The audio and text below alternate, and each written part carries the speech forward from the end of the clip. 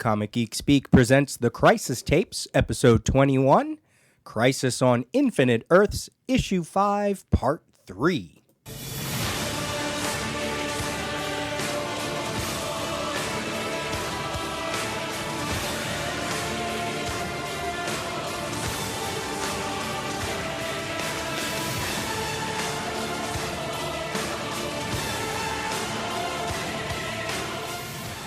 I'm Adam Murdo. I'm Peter Rios. And it's only the end of the worlds again here on the Crisis Tapes as we roll on towards the end of our 10th anniversary year of this spin-off podcast. And it's an interesting time for Crisis-ophiles right now. Oh my. Crisis everywhere. Yep, it's a known title in the broader culture now, because as we sit here recording this, this is unusually timely for us, but we're doing this in the middle of, well, not quite in the middle, but 20% of the way through the CW Network's big Arrowverse Crisis on Infinite Earths network TV crossover, something we never thought we'd see. I know. That's right. We're sitting here recording while Part 2 is just about ready to air, so that's how devoted we are to this podcast. I got my VCR set. Okay, good. So we are going to talk a tiny bit about it, right? We're going to share some stuff. Spoiler free. Yeah. Sure. This is part 3 of issue 5. We're in the middle of that issue, and just to give you just a tiny bit of preamble, just so that we don't want you to think that we're ignoring your feedback, but we're trying to deliver meat and content. Right. And we are kind of on a clock tonight, too. So. Right. And we'll see how far we get in this issue number 5. We may do a feedback episode or something like that, which could be good for us because then we have less research to do. We just come in and jabber. But as we wind up the end of this year, Adam and I will probably be a little busy before we get to the next episode. We're a little busy now, but we'll be a little less busy coming up in a few weeks at the end of the year. And you did mention 10th anniversary of the Crisis Tapes. We're recording December 9th, and it was December 6th. So we're just so spot on. It's amazing. Synchronicity.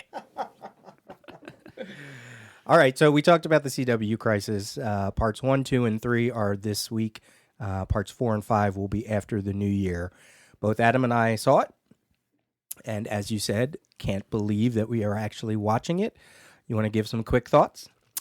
Well, I wasn't really expecting it to be like a spot-on adaptation of the Maxi series. It could never be that. Let's face it. But it's for a different multiverse. It's for the DCEU Arrowverse multiverse. And for the multiverse they've got to work with and the budget they've got to work with, so far I'm pretty impressed. Yeah, it's got that epic scope. It's got the feel of Crisis. The dire threats, the consequences. The ominousness. Characters and whole universes dying pell-mell on screen. Surprise cameos. Multiversal linkages that had never been drawn before suddenly being drawn just in time for them to be snapped like fragile strands of spider silk. It's great. I've been impressed with LaMonica Garrett as the Monitor from since last year when he first turned up in that role, and he's still turning in great performances again. And then kudos, of course, to the costume designers too, because they're really making him look the part. I do wish that Harbinger looked more like Harbinger. Could have at least slapped a blonde wig on her or something. And the Shadow Demons. Oh, that might be a spoiler. The Shadow Demons do turn up, but I think they skimped a little bit on the design.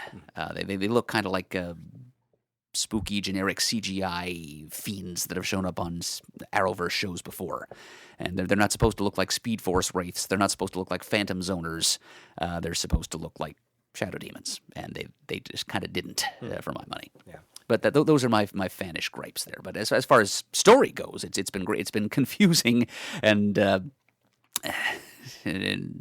confusing, high stakes, and suspenseful, and it's been what a Crisis story ought to be. Sure. Yeah, and I would add emotional. I was surprisingly emotional watching it. I think was the psycho pirate hiding behind your couch. I think a lot of it just has to do with we're such Crisis kids. We're immersed in it comic book wise. I've been immersed in it, since originally reading it, and the build up, and now it's finally here. And you're right. There are parts where some of the scenes going into other scenes, it's like, oh, that was an odd jump, or that parts of it that I feel like, oh, I guess we'll get to that next chapter, and they just kind of took some characters and said, oh, they're over here, but what did they do over there? But in terms of Crisis imagery and in terms of Crisis language, they clearly read the source material. Oh yeah, that's one thing I did get out of that Kevin Smith Aftermath Love Fest thing that happened afterwards, where Kevin Smith manically hand-talked for an hour with some special guests. But one of them was, I think it was Mark Guggenheim. And he came right out and said that this one thing that happened was a direct homage to something that happened. And he cited that thing by name from Crisis #1. So we know what his provenance is. He's written a few comics. He certainly knows the DC Comics universe. And so he's in there plugging. And he also mentioned that Marv Wolfman was consulting with the scripters of all these episodes pretty much all the way along the line. There are parts of, while I was watching the first chapter, I said, you could take images from the actual comic. If somebody said, hey, what was that first chapter about? You could cut images from the series and go, here's the first episode. Just look at these images. Here's this image. They kind of did that. Here's this image. They kind of did that. They brought this in. They brought that in. It's great. It is following the Crisis story, but as you said, told in a different multiverse. I mean, it really is. It's kind of scary. It's that pattern adapted for the Arrowverse multiverse. Right. Marv Wolfman, I think, will also be writing part of Chapter 4. And Marv Wolfman and Mark Guggenheim are writing one of those DC 100-page giants that has a lot of reprints, but also has new content. So I think those two giants are going to probably play within the Arrowverse to some degree. Yeah, they mentioned something called the Arrow Hour, which is going to be coming out. So I don't even know what that is, if it's a podcast or what platform it's going to be on. But one of the items of content that they're doing for that is an origin story for the Monitor and Anti-Monitor of the Arrowverse. Okay. Good. I'm excited. It's here. I have a lot of speculations about what might come after, but at some point down the road, if you and I ever want to get in depth in this, I'm sure we could, because it's an. As I was sitting, is there anything we can't get in depth on? I'm wondering. I was sitting there going, "Oh my God, we could do 5 hours just on this first chapter alone. It's amazing." So. And I hadn't known this until you said it just now, but they're just doing the first 3 episodes this week, and then we have to wait until after the new year to see the rest. I imagine we're going to get some kind of cliffhanger. Those magnificent bastards. Yeah, I mean, it's not a secret, but the timing of a comic that I think is coming out this week or next week, they're re-releasing Crisis #8, issue #8. Oh. They're doing a facsimile edition of it, including the ads, apparently. I think next week they're going to be releasing Crisis Giant #1. Yeah. And I'm anxious to see what the new content in that is going to be. Yeah, and that'll have I think that has the cover to Crisis 7 on it. So,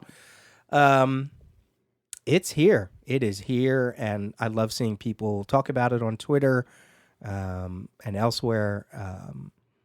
Erin is watching it with me. She has a basic understanding of a lot of the characters, and she seemed to follow it, as much as she could too. So I think what's interesting is it has the cameos are fun draws for people who maybe don't watch the Arrowverse, which is good.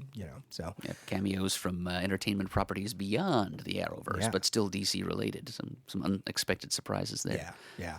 Yeah, I'm in it. I love it. I think it's great. It's messy. I'm allowing it to be messy, as you said. There's parts of it that's confusing. Oh, sure. That's just part of the Crisis mystique. It's what a Crisis story is supposed to be about: chaos. Yeah. So kudos to them.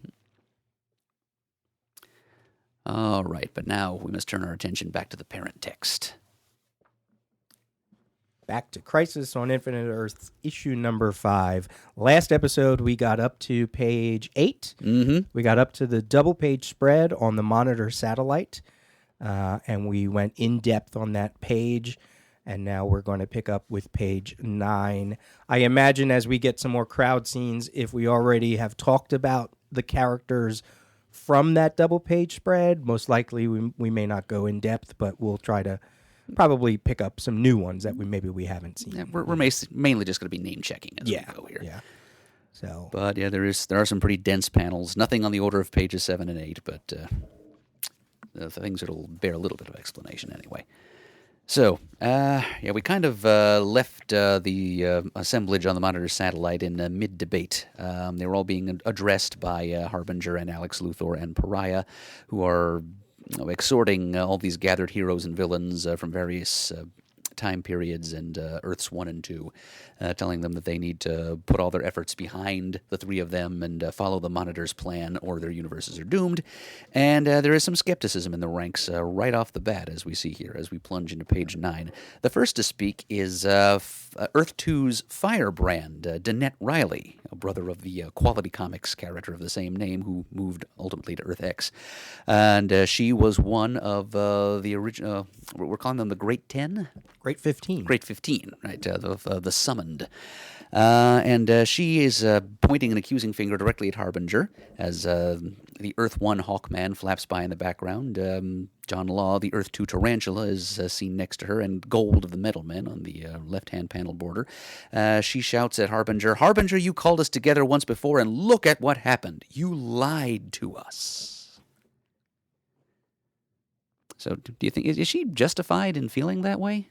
You know, I think so. I think because, the Monitor originally brought them together, told them what was going on, said he had a plan, go protect the towers. They go protect the towers. Oh, but the Earth still kind of got messed up, and they're like, whoa, this wasn't supposed to happen.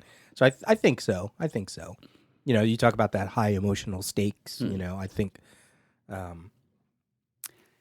Yeah. Because she does say, "Look at what happened." Right? The worlds are merging, and that wasn't supposed to happen. Just wasn't supposed to happen. So, okay, so she's justified in being upset, but still, it's a little. I don't think what she's saying is exactly correct. Mm-hmm. Yeah, but that's understandable anyway. Yeah, it's not that she was lied to; it's that things didn't go quite as planned. Oh, right. For the Monitor and his crew. Sure. And then Pariah speaks up in defense. "No, we used the Monitor satellite computers to locate you all. We observed all of you and kept records of your abilities," which is actually, well, I don't know why Pariah is saying that. That's what Harbinger and Monitor were doing. So she would be using the first person plural we. Pariah really just came into this fairly late, and he's still a little bit flabbergasted about all of this and what he's discovered about his role in all of this and how the Monitor was responsible. And as he's hovering saying all this, we've got a couple of other little crowded panels we can unpack. Panel 2, we got Metamorpho the Element Man, we've got Sargon the Sorcerer, Earth 2 Magician. Another one of those little character moments that you so enjoy, Peter. Mm-hmm. You get Brainiac 5 of the Legion and Supergirl kind of clasping hands. Brainiac 5 sporting a bit of a tan there in the original printing, which was corrected in the hardcover. So to his proper apple green complexion. Next to him is the classic World War II aviator and Quality Comics character Blackhawk, who he's one of the like all the Quality Comics characters. He's kind of on the bubble as to whether he's an Earth 2 or an Earth X character, or even an Earth 1 character, because there was an Earth 1 version of the Blackhawks. And I'm pretty sure he, dressed as he is supposed to be like the World War II era Blackhawk, who was. Originally, I think his alias was Bart Hawk. That was his real name, and he was a post-crisis. It was Marty Pasco or Howard Chaykin or some combination of the two. He ended up getting a very different backstory where he was actually Polish, and his name was Janos Prochaska, and he became involved in World War II via a very different route and series of events. Yeah, he's originally like his Golden Age origin was that his name was Bart Hawk, and I think he had a brother and sister who were killed by Nazis, and he ended up joining the Allied cause to avenge them. So he's standing there, and below him, of course, is Changeling Garfield Logan and his pal Cyborg Vic Stone, and there in the lower right-hand corner is another member of the Great 15, Arion the Immortal of Earth 1. That next panel there, we have Black Orchid flying high above. Shining Knight and Winged Victory have landed from the previous double-page spread. And then we have some Western characters there. Batlash, Fire Hair with the braids, and Scalp Hunter. We did not see Fire Hair on the double page spread, but There was one character that we thought kind of might be Fire Hair, Right. but didn't quite look right to be Right. Fire Hair, so we called him one of the Trigger twins and moved on. yeah. And in all of these panels, I'll just say this right now: I like how there's movement. If you sort of track where these characters are on the double page spread, but then go to these panels, there's people moving about, going to characters they're more familiar with. Paris has been pretty good about. Some of them move really far, but some other ones are just, they were kind of in the same quadrant or sector on the double page spread. And they Some kind of them were move going to around. clumps, some of them were going to circulate. Yeah, it's kind of cool.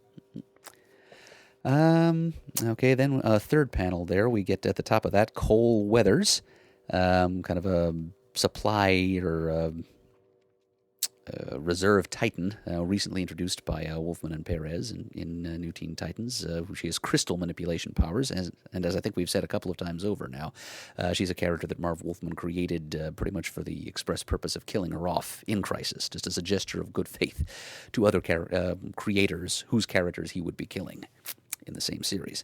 Below her is Micronogenius, a.k.a. Gizmo of the Fearsome Five, Titan's opponent, so he's standing right there practically with his head in a Titan's crotch.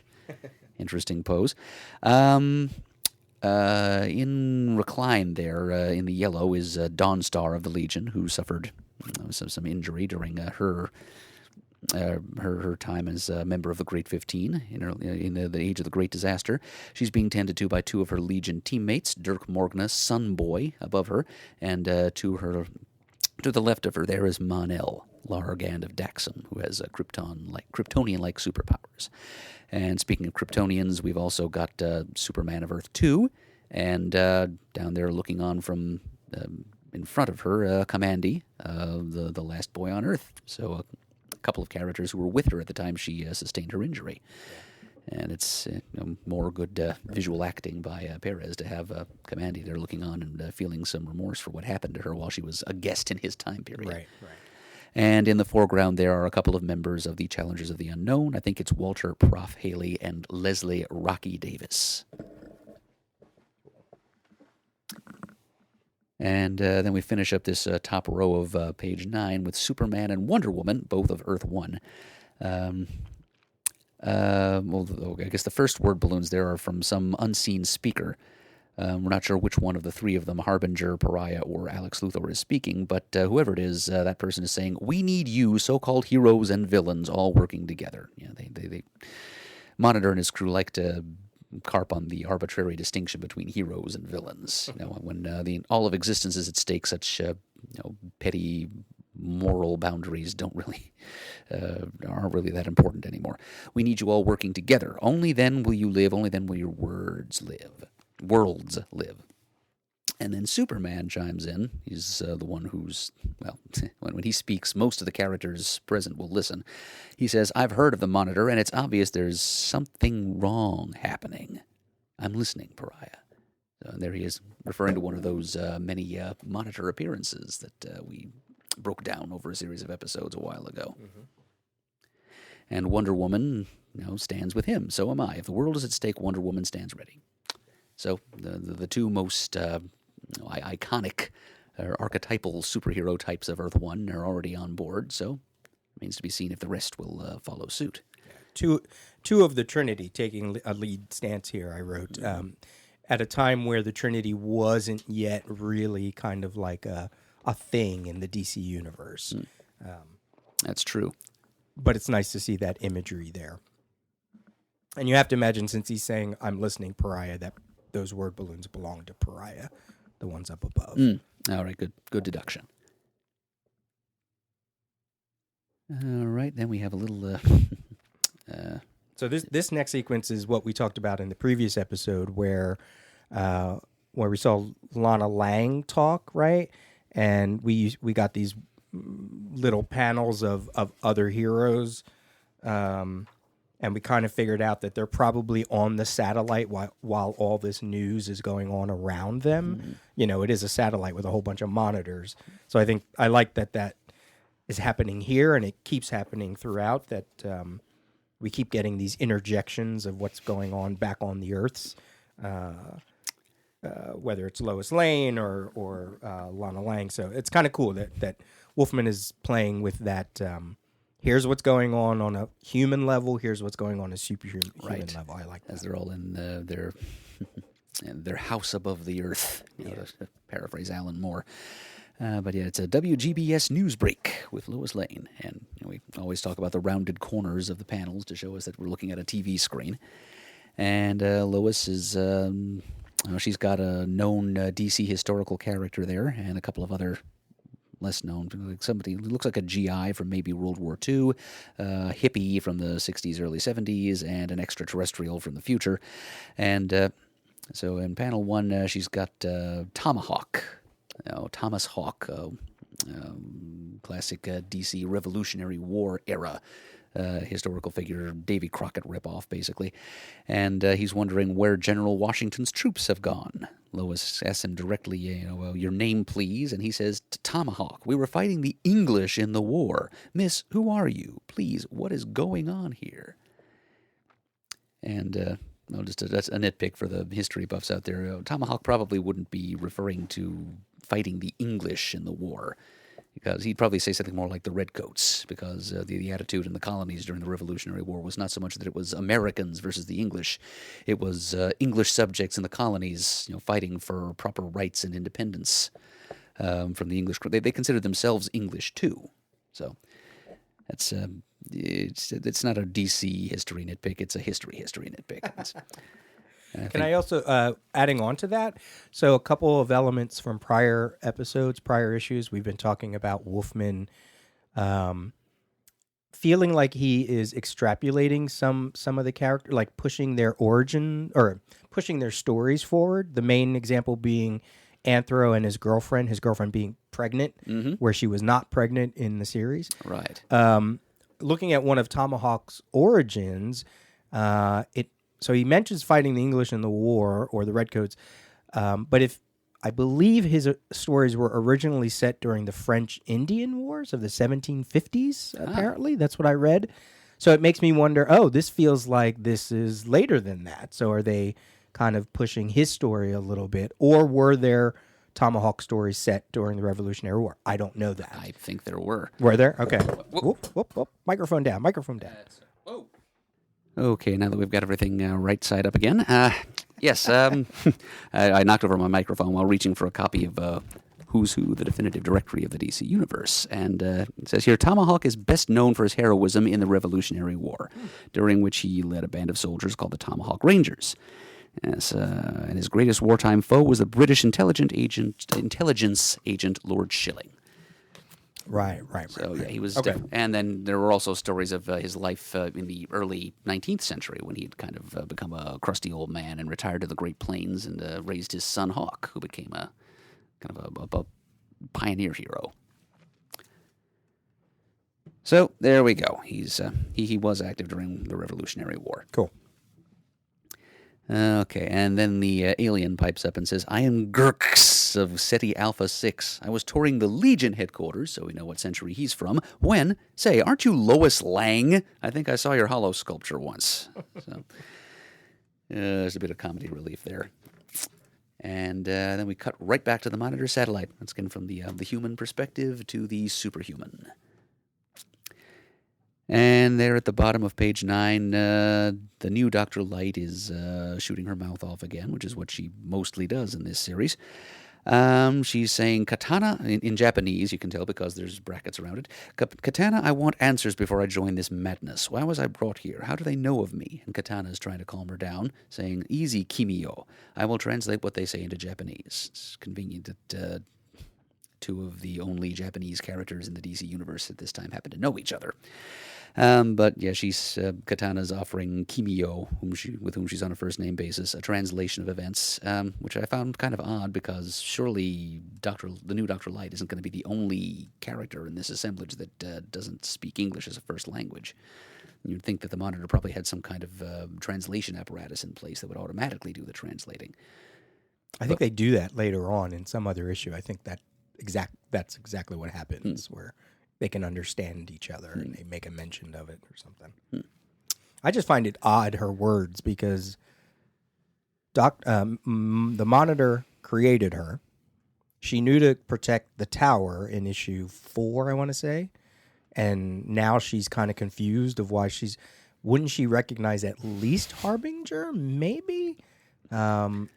Maybe even Alexander? Like, did Monitor really just not inform her? Just created her and said, go do this? And she said yes? Yeah, it's a little Sounds weird. kind It's of a like his little strange. MO, actually.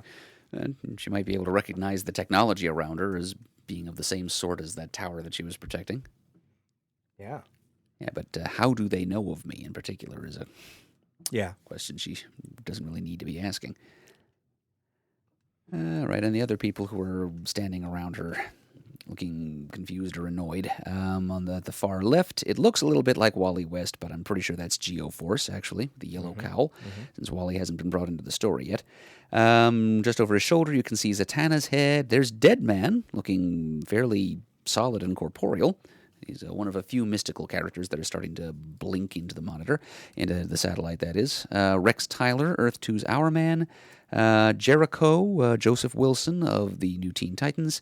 Johnny Quick, alias Johnny Chambers, also of Earth 2, well-known speedster. The little orange guy with the pointed ears and the antennae is Reap Daggle of Durla. He's Chameleon Boy, a shapeshifter of the Legion. There's Kimio Hoshi, Dr. Light in the foreground, yelling. Between her and Katana there, with the feathers coming off of his army helmet, is Little Sure Shot of Sergeant Rock's Easy Company. The blue and white cowl right next to Katana's head is Donald Hall, Dove of Hawk and Dove, stretching his neck out and looking like he could match Dr. Hoshi for peevishness, is Mercury, notoriously hot-blooded, so to speak, since he obviously doesn't have real blood because he's a robot, but he's of the Metal Men. That's his personality trait. He was always kind of a hothead. His Mercury was always high. And then there's Gypsy of the New Justice League. Next to her, Otto von Furth, the big pink gelatin guy, is Plasmus of the Brotherhood of Evil, former German mine worker who could dissolve human flesh with a touch. And next to him is Doofus P. Ratchet, the rather politically incorrect Big Sir, member of Flash's Rogues Gallery, but not inherently evil. So the dividing line between hero and villain is especially fuzzy in his case. What you said about Wally West, he was out of costume by this point. He had retired because he wasn't even a part of the opening storyline. He was part of the opening storyline of New Teen Titans in the Baxter run, the second time they went up against Trigon, but he didn't wear his costume. So he was out of costume by this point. Yeah, his powers had been faltering, right? You're right. So that's how you can, when you say that's how you can tell that that's not him. Yeah, that's very correct. I don't really have, like I said, I don't have anything to say about that page other than just what we talked about. Movement. There's really great movement going on. People are, if you go back to the double page spread, you can kind of see where people are coming from. It's kind of nice. Yeah. Okay, that takes us to page 10. Okay, Alex Luthor takes up the monologue. We need your help now more than ever. The Monitor is dead. I only know some of what was to happen. And his speech is halting a little bit. You can see by the ellipses. He's been through a lot, has Alex. He's grown from infancy to young adulthood in a matter of a day or two. And he's had, every bit of knowledge that he possesses was forced into his brain in the course of that time. And the Monitor didn't get a chance to finish doing the job, so it's the consequences of that will bear fruit a few decades and crossovers down the line from here. You can kind of understand where Alex Luthor would ultimately go wrong, given the strange, hurried, and cluster-effed upbringing that he had here aboard the Monitor spot. He didn't really get a chance to be socialized and to develop a full moral code. But he's trying to follow the Monitor's instructions to do what is right for the multiverse. He doesn't even get a chance to finish his sentence when somebody from the crowd below demands to know, dead? What happened? Yeah. What do you? A couple of things just about that panel. I love the way he's standing. He kind of is standing very much the way Monitor was standing up against, putting his hands on the metal, and there's just something about it that he's trying, like you say, he's trying to fill that role. Yeah, but it's something in the body language communicates insecurity to me, though. Like he's trying, but he's not quite sure of himself. Like he's almost the way he's got his hand on that console there. You're right. That is a pose the monitor struck, but to me, on him, it kind of looks like he's steadying himself as much as, and the slope of his shoulders and his neck. You know, he's not in the firmest footing right now. How old do you think he is? Well, a few days. Well, a few days, but I mean, Well, like how Technically, he's still an infant, but but his bodily age, I would place him like right in the middle of his 20s. Oh, you think that far? Okay. I was thinking maybe late teens or something, but yeah, because I mean, I guess you look at different panels, like the panel that we're coming up to this last one here, he does look a little older there. Well, maybe he aged between those two panels. Maybe he did. Okay.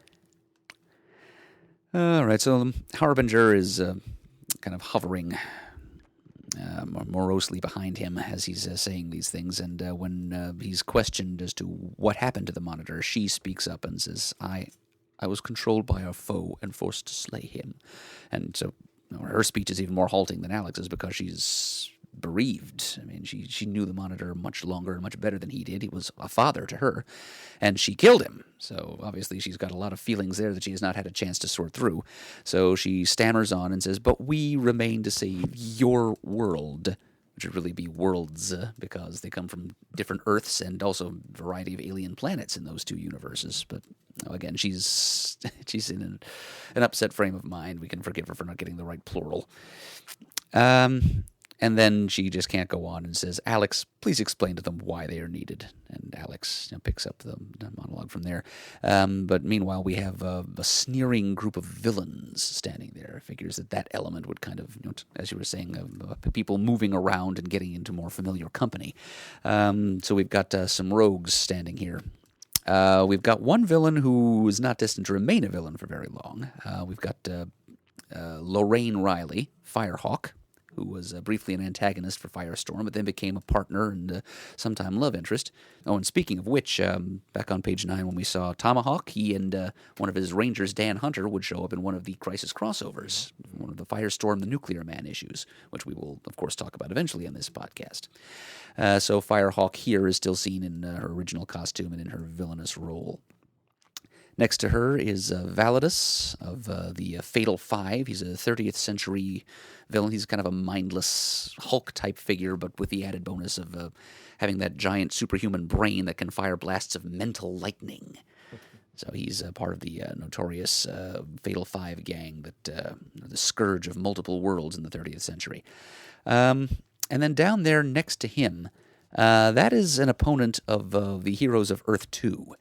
His name is Vulcan, Son of Fire, and he was an astronaut who got into an accident out in space, absorbed some kind of radiation, and became this megalomaniacal, fire-wielding, villainous being. He was created by Jerry Conway during the All-Star Comics revival of the 70s, and Roy Thomas used him too, once or twice in All-Star Comics, in All-Star Squadron, that is. I think he was a member of Ultra Humanite's secret society for a time. His real name is Christopher Pike. Yeah. Yes, in the 70s, that was considered a deep reference for like an astronaut, like a spaceman who gains superpowers and calls himself Vulcan. Mm-hmm. Just cramming two Star Trek references into one throwaway character. That's funny.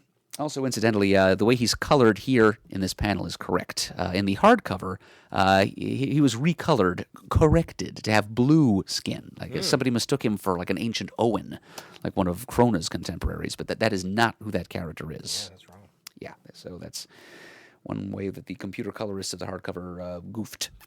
And then other characters there on the far right is, of course, Brother Blood, leader of the Church of Blood, headquartered in the European country of Zandia, major opponent of the new Teen Titans. Next to him, Oswald Chesterfield Cobblepot, the Penguin, Batman villain. Next to him, Leonard Snart, Captain Cold of the Flash's Rogues Gallery. Next to him is the Cheetah. And I think she's one of those that, she was definitely in the two-page spread. But, we covered her. We're pretty sure this is the Earth 2 version. And down there in the corner, that looks a lot like Lex Luthor, doesn't he? I think I have in my notes as to some doubt as to whether or not Luthor ought to be present at this point. But there he is. Yeah, he hasn't disappeared yet in the store. We get that later on where he gets brought in by Brainiac, so that hasn't happened yet. So if you're putting your characters here in their most quote-unquote iconic 1985 look, that feels about right. Luthor in the battle suit. Yeah. Couple things about you're all good? Sure. Okay, a couple things about that panel.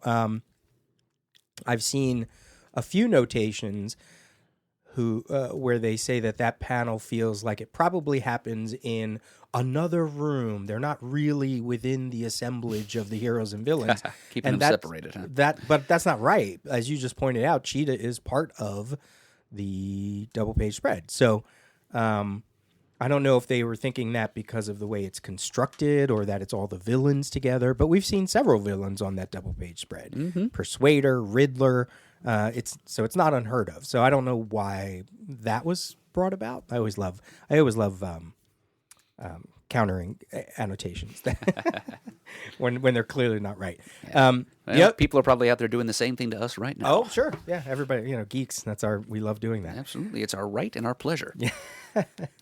The other thing that I love about that panel is, boy, does it speak to DC's big books at the time. You got a Superman villain, a Batman villain, a Wonder Woman villain, Flash, Firestorm, which was a popular series, Legion of Superheroes, majorly popular, New Teen Titans, All-Star Squadron. I mean, these are like the big books of DC. I'm sure on some level it's probably a coincidence, but I also know that Perez is that kind of person where he's like, oh, I want to draw all the villains. I know what I'll do. I'll draw one from each, right? Probably the only thing we're really missing is like, Green Lantern. Yep, just stick Goldface in there or something. Yeah. So when I the same thing. Yeah, when I saw that, I was like, oh, look at that. It's the big guys, It's not necessarily all their major villains outside of Luthor, Captain Cold, you could sort of say. But, so I thought that was an interesting touch. Agreed. And then in the top, to finish off that top row on page 10, we get Alex Luthor saying, "There is an enemy. The Monitor never told me who he is." Which I don't buy. Why didn't he tell him?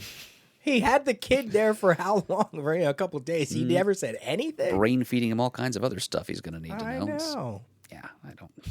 That's just for story drama. And I think we might have said this before. I still wonder if there were parts of Wolfman that still was unsure of exactly what the main villain was, even though not to rush ahead, but even though we see that person by the end of this issue.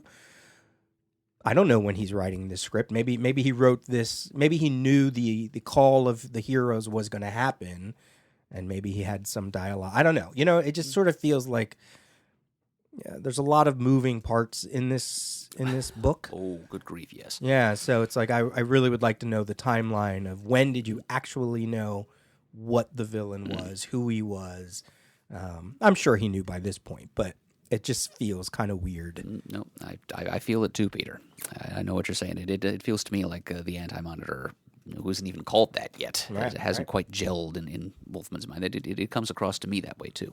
Yeah. All right, so Luthor proclaims to the assembled combatants that there is a definite bad guy that they have to fight here. This isn't just natural or paranormal phenomena happening for no reason. This is there's an antagonist here. Somebody is doing this to the multiverse, and that being must be stopped. Yeah. And in counter to what we just said, here's our first clue.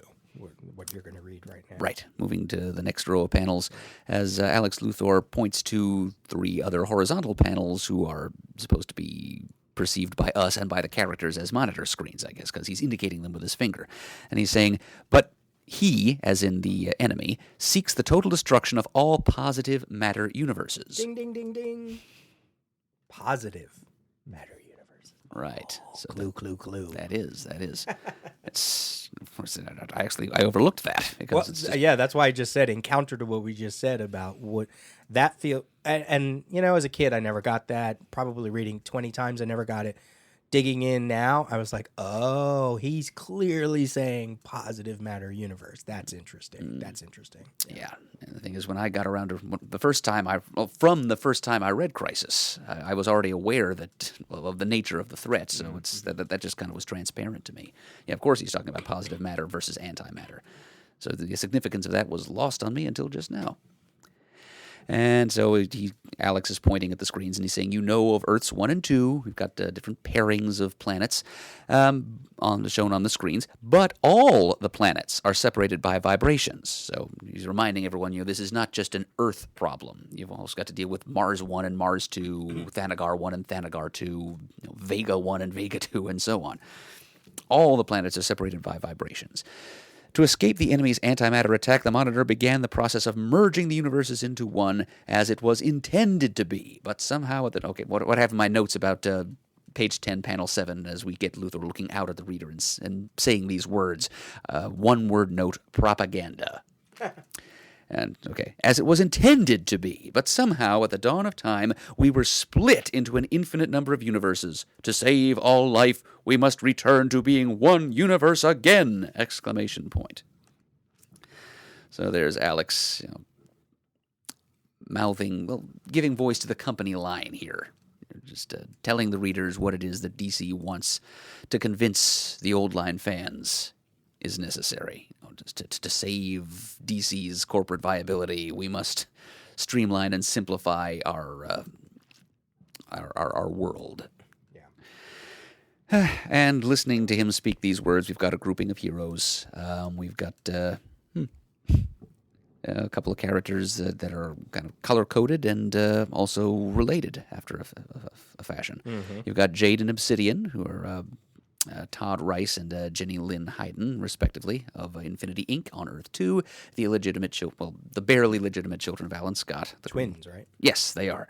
Children of Alan Scott and Earth 2's Rose and the Thorn.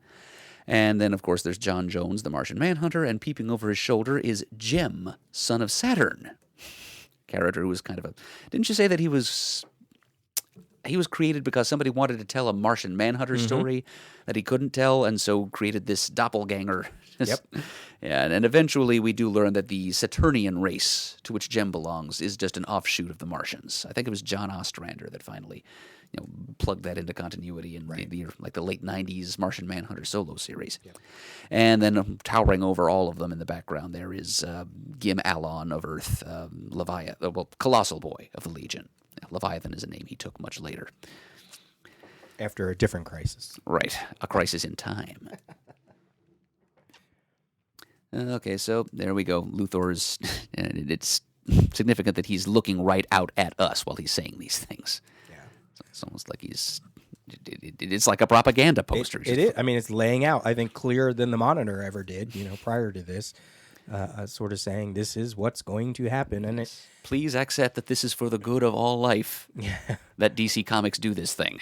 And I have to wonder if, we did an episode where we talked about the fan press leading up to some of the early issues, if not the earliest issue, and I have to wonder how much of the rumor mill was spinning around about what they were going to do post-crisis. Like, did we already know this by issue 5?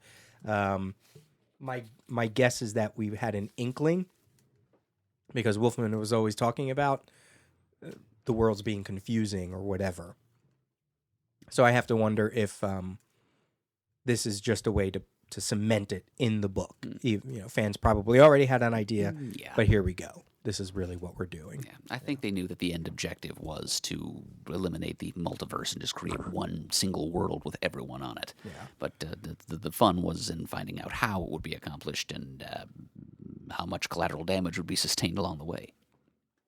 Probably the only thing I'm going to keep a hold of, based on these 2/3 of this page, with what he's talking about, is what happens in a later issue that I guess they said, really the only way to change time was at the dawn of time, right? Mm-hmm. So what does that mean in terms of, he's talking about this was supposed to happen. The multiverse was created at the dawn of time. We were split into an infinite number of universes. We have to return to being one universe again. So in the Monitor's scheme at this point, in Alexander Luthor's mind, if they just merge at this point in 1985, things will still be okay. You know what I mean? So it's going to be interesting to read that later issue where they do go back in time because the anti-Monitor went back Right. in time. He kind of forces their hands. Yeah. So they never really got a chance to explore that avenue of merging the universes in the present. Right. And what would that have done? And It might have retained everyone's memory of the multiverse having existed. because that's exactly that's. I mean, I'm jumping ahead, but and maybe it would have given us. I think we've talked about it a bunch of times, and probably writers have as well, where 1985 would have been the break point, right? Everything pre-1985 would be Multiverse City. Everything post-1985 would be One Earth, right? So if they would have gone about their plan this way, we could have gotten that. Or they could have blown themselves up.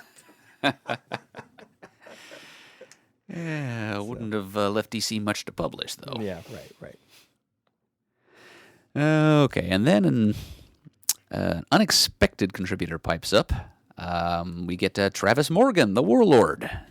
Fairly recent introduction to the DC universe himself, and as I think you went into some detail about in our last episode, I don't think anyone was really sure up until that point whether Warlord was really a part of the DC universe. Yeah, I have major notes about this. So when we talk about all three panels, and then we'll dig in. Okay. Yeah. All right, so Warlord calls Alex out and says, "Hold on 1 second, son. What you're saying is impossible." And not that an Air Force colonel would really have that great a sense of. I mean, he's not a scientist, but that doesn't stop him from opening his mouth. But yes, he's Travis Morgan, Warlord of Skartaris, and he's there. And right by his side is another character who's been kind of a borderline participant in DC Universe reality, Amy Winston, alias Amethyst Princess of Gem World. And right above her head, you can see the scalloped boot cuff of Jonah of Rimbor, alias Ultra Boy of the Legion. And in the other upper corner of the panel, you see the winged boot of Jay Garrick, the Earth 2 Flash. Down there on the right-hand side is Proti 2 of the Legion of Super Pets. Below that is the Earth 1 Catwoman, still kind of stalking the line between heroism and villainy herself. You know, she had been, I think by this point, she'd spent a lot of the late Bronze Age as an ally and like part-time lover of Batman, but then the Joker captured her and put her inside some crazy machine that changed her brain and made her be a villain again. That's something that happens. It's happened a few times over in comics, actually. I know the same thing happened to the Sandman on the Marvel side of things, somewhere in the early 2000s, I think. But anyway, so that had probably happened by this point, so she could be classifiable as a villain. But as the Monitor's crew likes to keep pointing out, such distinctions don't really matter in the current crisis. Below her is the Earth 1 Black Canary in her 80s costume. The guy in the red helmet at the bottom of the panel is Bwana Beast. Forgotten Silver Age classic, like African game warden Michael Payson Maxwell, who he drank some magic water that was brought to him by an intelligent red ape, and he put on that helmet, and he gained heightened physical abilities, also the ability to communicate with animals and physically merge two animals into a single hybrid super animal, combining the traits of the two species. Strange. One of the lamer DC Silver Age characters, artist Mike Sikowski, famously walked off of the feature. He refused to draw it for more than 1 or 2 issues, and so that's all we got of Bwana Beast in the Silver Age. But here he is aboard the Monitor satellite, and next to him in the lower left-hand corner is some member of the Haunted Tank crew. I'm not even going to guess which one. Pepperhead. Okay. You got me. Sergeant Shaker. Okay. And then we have a kind of a meeting of the supernatural and the pseudo-supernatural, as the Creeper, is standing there in a panel with the Spectre and the Phantom Stranger. And the Phantom Stranger is addressing Travis Morgan directly. Travis Morgan, you are called the Warlord. Think like a leader of men. We must band together. And the Creeper, whose shtick has since the 60s has been to pretend to be some kind of eerie goblin or demon from beyond to frighten criminals that he fights. He's coming up against some genuine spooks in the Stranger and the Spectre, and he's reacting in surprise to their even being there. Huh? Where'd you pop up from? You weren't here a second ago. Stranger replies, but I am here now, Creeper. That is all that matters. And the Creeper is surprised that the Stranger knows his name. I think the Creeper doesn't make enough of himself. I mean, he's been fighting crime for I don't know how many years DC Universe time, but since like 1968, I believe. Anyway, and then another interesting meeting of minds in the bottom right of page 10. Sergeant Rock speaks up and says, don't know what's going on, but something's gone crazy with the world. And Swamp Thing is there, and he says, yes, the earth has changed, become dark, corrupt, as another member of the Haunted Tank crew and probably one of Sergeant Rock's soldiers look at him in surprise and alarm. And again, I find myself wondering why, to this gathering of superhuman luminaries, these dog-faced soldiers are brought in. I mean, extra-textually, we know why, because they've supported their own series at DC, in more than one series, in fact, over decades of publishing time, and so that they're important to DC canon and history, but it still doesn't really explain why they were considered important enough to be brought up there alongside the likes of Superman and Wonder Woman. Well, I guess you could say the same thing could be said about somebody like Green Arrow, right? Well, yeah. Doesn't have powers, or if there's like a random detective or something like that, you know. So I guess in terms of their role of importance in terms of an age of heroes. Well, yeah, then why isn't Tomahawk up there with them? Oh, true. It's because Firehair is there. Peculiar. Too many blondes up on there. It's confusing. Yeah, well, that's kind of pre-crisis DC history in general. Yeah, and that's one of the things Wolfman was hoping to correct. You're right, Creeper, 1968, just to throw that in there. So, you done there? You good? I'm good, yeah. All right, whole bunch of things. You already talked about it. Metatextually, it's DC's alternate superhero line, right? You got sword and sorcery, fantasy, you got horror, you got war, you got... the only thing I guess we're really missing is Western, right? We don't have anything like that, although we've seen it before. So I like that for that reason. I do like these panels for that. The thing about the Warlord and Amethyst to a degree. So you said Warlord first appeared in 1975. So he's got a good 10 years of DC continuity, of publishing continuity under his belt by now. Oh, that's longer than I thought. I have his first appearance, and it was in an issue of first issue special. Yeah. That should have told me right there. That was a 70s series. Right. Duh. Okay. Yeah. So we're looking at Warlord's first appearance inside the book, but we're also looking at Warlord, his first appearance, I'm fairly certain, outside of his title. So he didn't show up in like a DC Comics Presents up to this point, or some random Raven the Bold. So what I like about this, and what you already alluded to, is somewhere along the line they made the decision of, yes, we are going to include this random fantasy book, sword and sorcery book, into our big story. I haven't read all the Warlord issues. Maybe somebody out there has. Maybe they dropped a Metropolis reference or a Gotham reference in the book, but I don't know. And I want to say probably not. Like, even though Travis Morgan is from quote-unquote Earth, or present day, I don't know if they mucked around with trying to insert DC language or names into his series. So this is his first appearance outside of his own title, and it's in Crisis on Infinite Earths, right? So this is one of those publishing things that they looked at and they said, you know what? Just like Sergeant Rock, although there's precedence there for Sergeant Rock to have met our heroes before, they said, we're going to do the same thing with Warlord. And I can't remember if we talked about this last episode or if we talked off mic about how at one point they said Arak, Son of Thunder, was not part of the DC universe. So in terms of Crisis, I don't think he makes an appearance. But he makes an appearance in History of the DC Universe. So somewhere in between there, maybe because Roy Thomas was like, just F it, just take him. I don't care anymore. They decided to meld him into the DC Universe. Or maybe too. they did that as a consolation to him, too. Yeah. Something else that he created and cared about that he could have in place of the Earth 2 that he lost.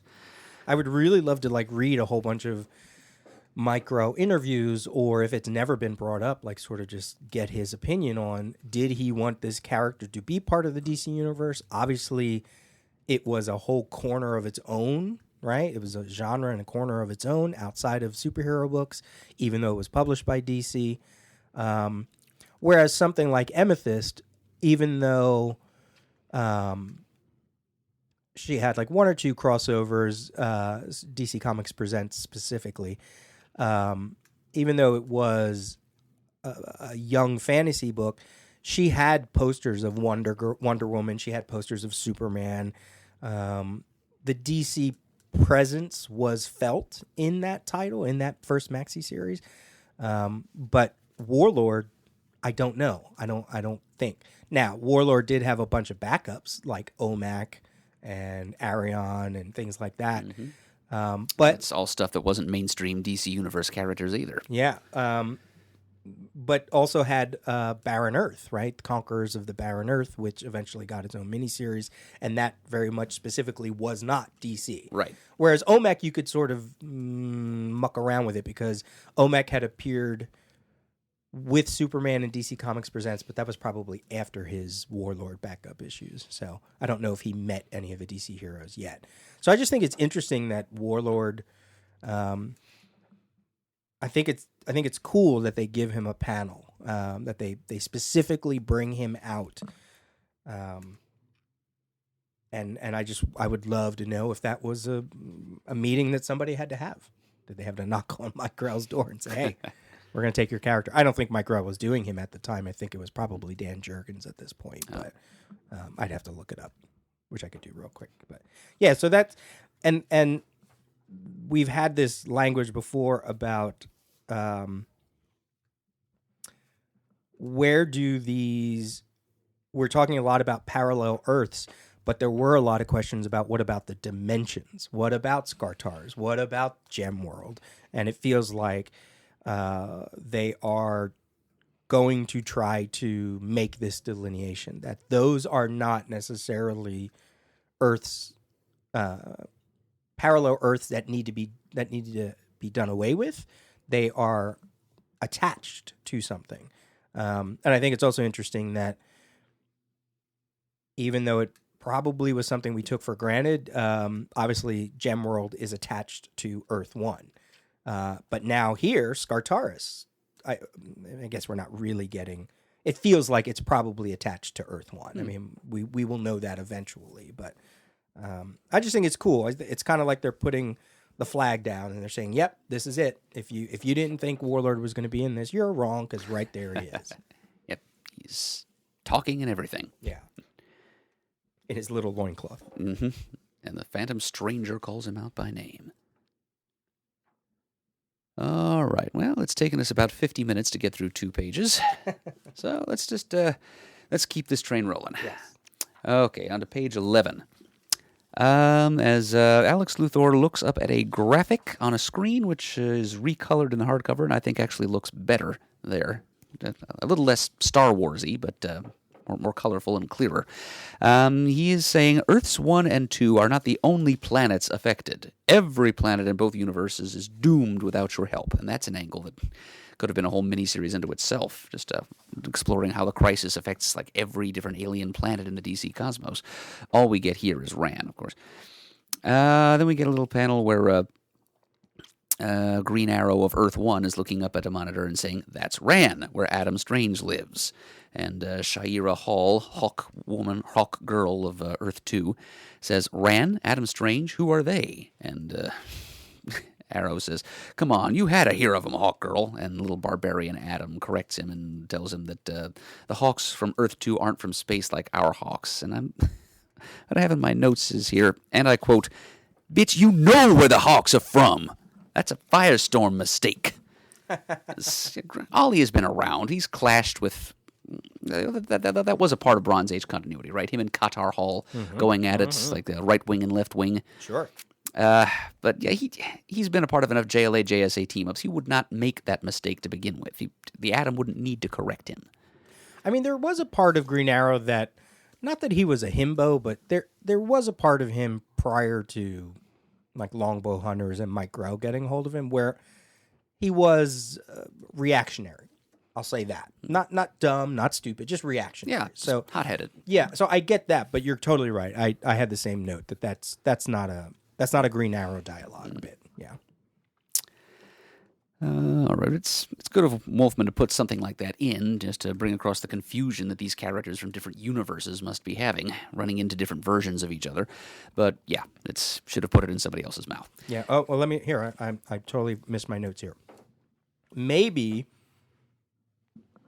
like you just said, it's a commentary on the fixes that DC is trying to do with this reboot by showing the two Hawks, and even Green Arrow is confused. Not only the readers, but the characters as well can't keep it straight. But to your point, if that was the intention, they could have done it with somebody else. Now, are we to assume that Ran has an Earth 2 counterpart? Because that's a planet with 2 moons. So it's not Earth, right? Right. And Hawk Girl is saying, they don't know who Ran is, which is, I guess, is fine. Maybe aliens aren't as prevalent in the Earth 2 universe. But that's interesting. There's an Earth 2 Ran? A Ran 2. A Ran. Yeah, that intrigues me. Yeah, an untold story. There's another untold story for us. Oh, gosh, a whole planet that's like multiple untold stories. Yeah. Like, are there versions of Alana and Sardath there? Did Zeta technology ever develop? I mean, is there even a humanoid race on the Earth 2 version of Ran?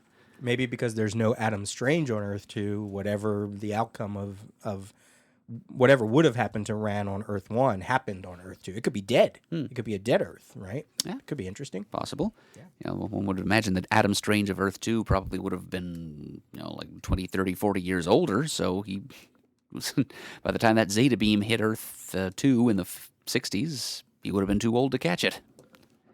But in any event, on Ran 1, we see Adam Strange and his wife Alana trying to rescue innocent Ranians, and some of whom are human and some of whom are... Well, there's a variety of beasts rampaging, and Alana is saying aloud that the big green one there in the background is out of Ran's prehistoric age, so time is running amok on other planets, not just Earth's 1 and 2, but on different versions of Ran, for example. She's saving a young boy, and... in that little panel off to the right, her sleeve has vanished. So they recolored her arm blue in the hardcover.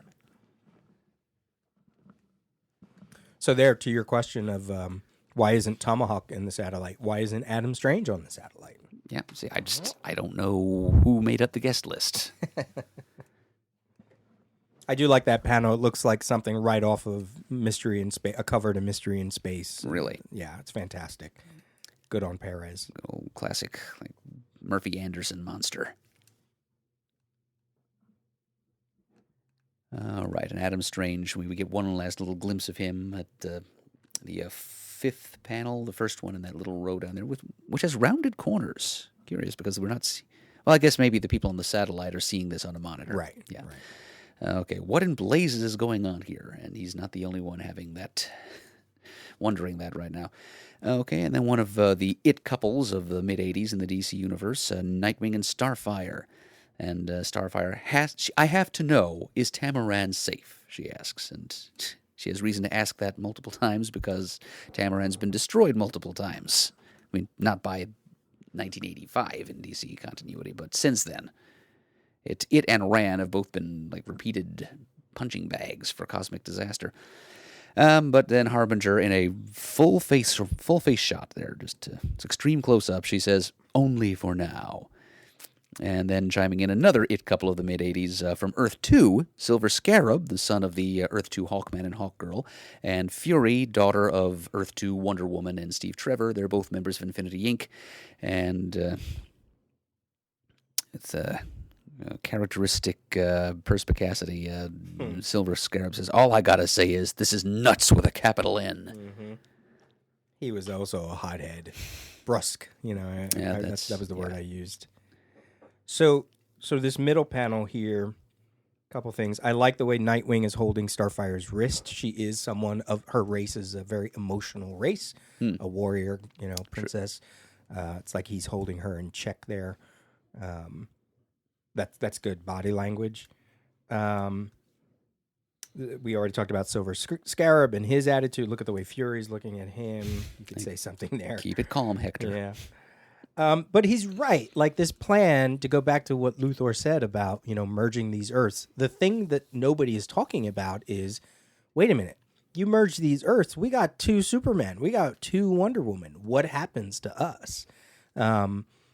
So, again, if we're talking about Marv Wolfman's track, maybe that is something that has yet to be figured out. But in story, if Luthor clearly said all of this was supposed to be one, there's an element that is not being talked about just yet.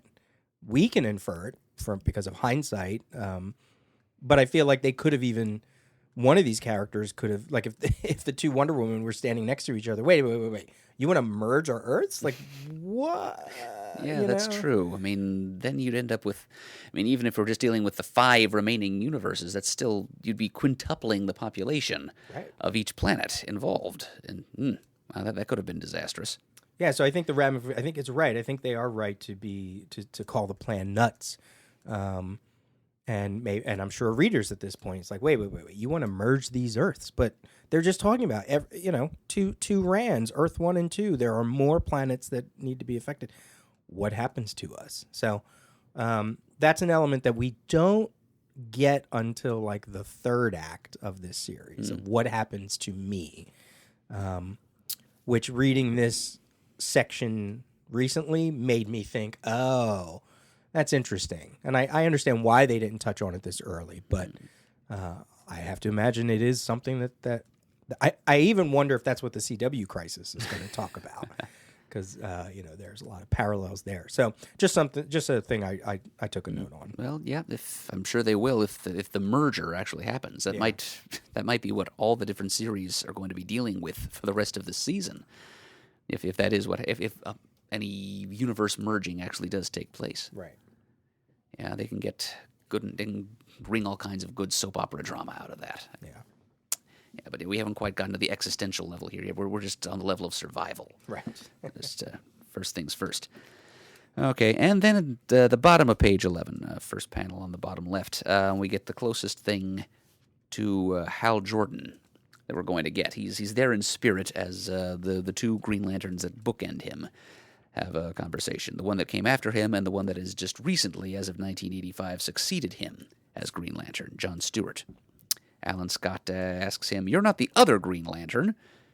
Well, he doesn't just say, "You're not Hal Jordan," because he certainly knows the guy's name, but he says, "You're not the other Green Lantern, but can't you call the Guardians? The Corps could help us." And John Stewart says, "He quit, friend, and I've been trying to get through, only my ring won't work." Foreshadowing happening there. We'll find out. Well, not exactly why, but in another 2 pages, we'll get a little more insight into that. And in the background, we've got Dane Dorrance and Judy Walton of the Sea Devils. Yeah.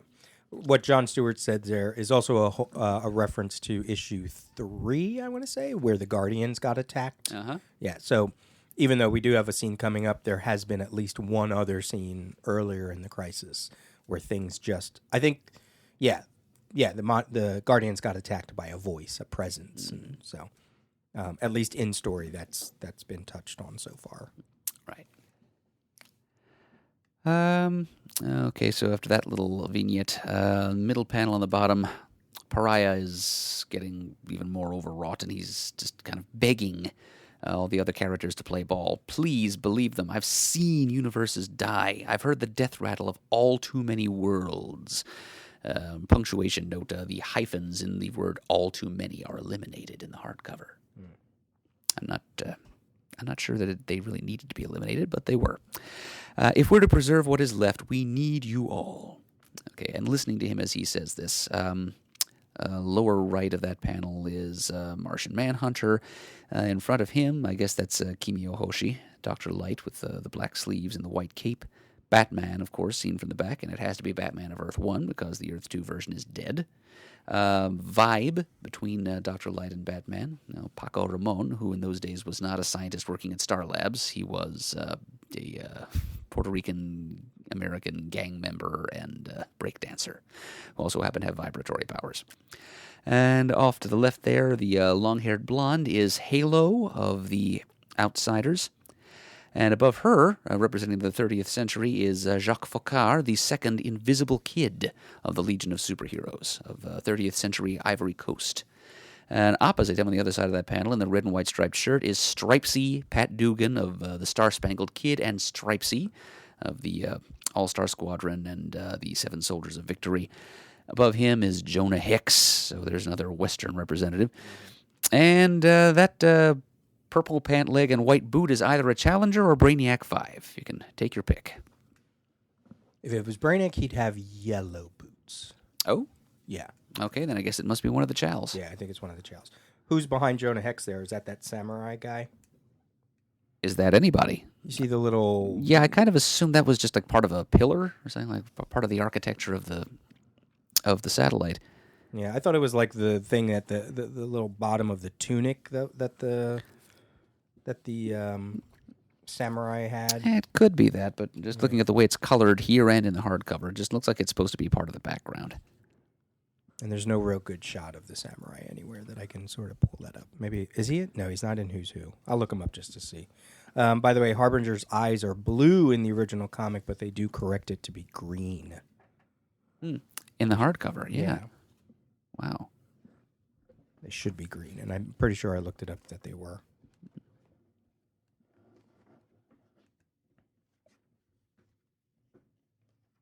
Looking up there on the Who's Who. Yep, it's green. Yep.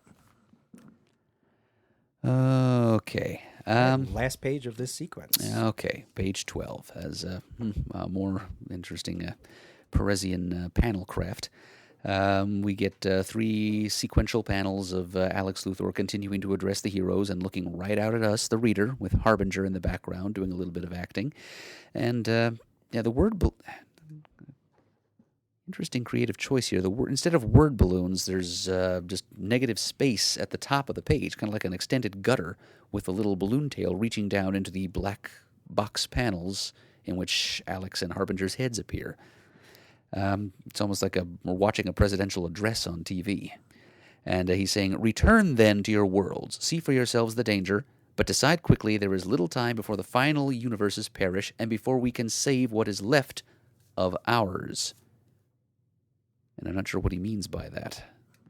What is left of ours? I mean, his is already dead. Mm-hmm. Earth 3 is already kaput. So, I mean, the final universes he's talking about in panel 2 should be the same as the ours he's referring to in panel 3.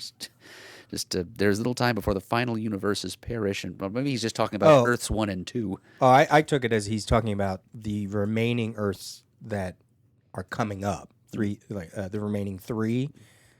Because technically they're safe right now. They're in that limbo and they're safe. But so he says, go to your worlds, go see the danger, decide quickly because we have to save these other ones, the final universes, and then before the final universes perish and before we can save what is left of ours right here. So I think he's talking about the 3 yet to come, just like the Anti-Monitor referenced, and then talking about theirs too. That's how I took that. All right. And then there's a big chunk of characters listening to him as he makes this final plea. All right. You want to tackle some of these, Peter? Sure. Let's go from left to right. So we have Wonder Woman, the 2 Wonder Women down in the bottom left corner, one with slightly grayer hair and one with darker hair, Earth's 2 and Earth's 1.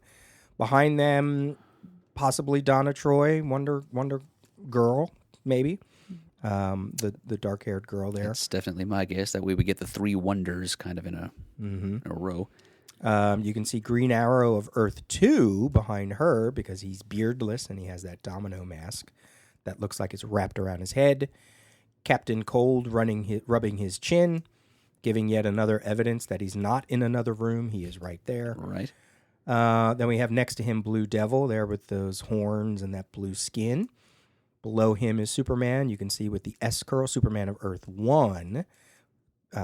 He standing next to Wonder Woman of Earth 1 again. Behind Blue Devil, you can just barely make out Cyborg. You can see his little chin cybernetic parts there.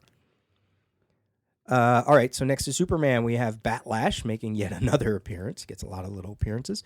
Next to him, Dr. Light, which we already talked about. Elongated Man stretching his neck behind them. And then the two characters behind Elongated Man, we have Ocean Master, and I'm going to assume that's probably Silver Swan? That's the same assumption I made. Okay. I'm going by the ICG Crisis Index, which mentioned that Silver Swan was in here. Yeah. Just that kind of the lace ruffles of her neckline suggests that that's who that is. Yeah, the Earth 1 Silver. Right. Helen Alexandros is who she was at that time. And then we get, if you look at Elongated Man right next to that white face next to him, that's Killer Frost. Next to her is Firestorm. You can see his emblem, his chest emblem. And next to Firestorm is Dr. Polaris, 3 members of the Great 15 that we've seen quite often. Mm-hmm. We see Batgirl, who makes, rare appearances in this title. We don't see many Batgirl appearances after the Crisis for obvious reasons, but that's her right there in her costume. Standing next to her, Brainiac 5. Standing next to him, Supergirl in the headband. That all kind of makes sense. I like that Batgirl is like getting closer to Supergirl, right? But her boyfriend is in the way. Yeah. But especially because they had that conversation opening up in issue 4. Oh, so yes. That's great. It's a great scene. Yeah. Behind Supergirl, we got Cosmic Boy. You can see by his pink and black little tunic costuming there. We already talked about Starfire and Nightwing standing next to each other. Standing in front of them, it's like the Bat universe coming together. Batman of Earth 1. You can see his symbol encased in yellow. And standing next to him, his quote-unquote niece, Huntress from Earth 2. Behind them, behind Nightwing, is Saturn Girl. There's a slight little pinkish coloring, but you could also tell by her neck. Right, the collar. Yeah. And she's standing next to Aquaman, who has the responsibility of holding Lori Lamaris. Because passing her around like, like somebody hold the fish, please. Hold the fish. Aquaman of Earth 1, because I don't think Aquaman of Earth 2 makes any appearance, right? Not in Crisis. Not in Crisis. Roy Thomas manages to bring him into All-Star Squadron before it's too late, but yeah, he's not a factor in this maxi series. Below them, we have Steel, from the present-day Steel from Earth 1, a member of the JLA Detroit, who we talked about on the cover of this issue. Next to him is Dream Girl. You can just sort of make the little mole on her cheek, but also the way her platinum hair is and the little costuming that she has. That's Dream Girl from the 30th Century Legion of Superheroes. Behind her, yet another Sea Devil. Behind him, Abracadabra with that big collar there and that little Snively Whiplash. Is that the character? The mustache? Yes, from the Dudley. Yeah, right. Yeah, one of the Flash villains there. Also someone from the future, right? So that's kind of... The 64th century AD. Yeah, who keeps coming back to the past to fight Barry Allen. We have Gold from the Metal Men. We've seen him. Right in front of him, that guy with what looks like some kind of yellow helmet. That's Warp, one of the members of the Brotherhood of Evil from the New Teen Titans and the Doom Patrol. Rogues Gallery. He's French. Yeah, what's his name? I don't remember his name. Émile Lassalle. Yeah, okay. And he teleports. That's his thing. Standing behind Gold, is that Arion? Is that Blockbuster? Who is that? I think that's Arion. Yeah. Looks like there's like a headband, but I can see a little bit of blue in his top, so I think that's... Yeah. His collar looks a little low. I almost wondered if he was... Is it Ultra? No, not Ultra. The multi. Yeah, Ultra with from Earth Prime. The weird double A spelling at the end. Well, Look him up and see what his coloring scheme is. I think it was like white and purple. Is it white and purple? Yeah. So. Ultra, where are you? It's the hero of Earth Prime. Oh, yeah. Oh, no, it's not him. And his hair is red. His hair's red, yeah. Well, yeah, because there's no collar on it, so that's why I'm like, is that Ariana? Okay. And then we have Catwoman folding her arms there, looking very nonplussed. Catwoman of Earth 1. There's Lady Chian, which gives she is then that probably is Ariana because there's Lady Chian, yeah, his girlfriend, and that probably means that on the double page spread that was her as well, right near him. Yeah, that was one of our question marks. Yeah, it's just not designed well. And then standing in front of them is Al Pratt, the Earth 2 Atom, in his later costuming. And is that supposed to be anybody behind Lady Chian, or is it just the monitor satellite? Looks like it could be like tin or some silvery looking person. I'm just gonna call it wall circuitry again. Wall circuitry. Yeah, that's good. Almost looks like a spider.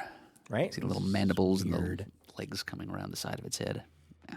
There's a lot of lost information in regards to that kind of stuff, which Perez will take to his grave, probably, unfortunately. So we'll never know.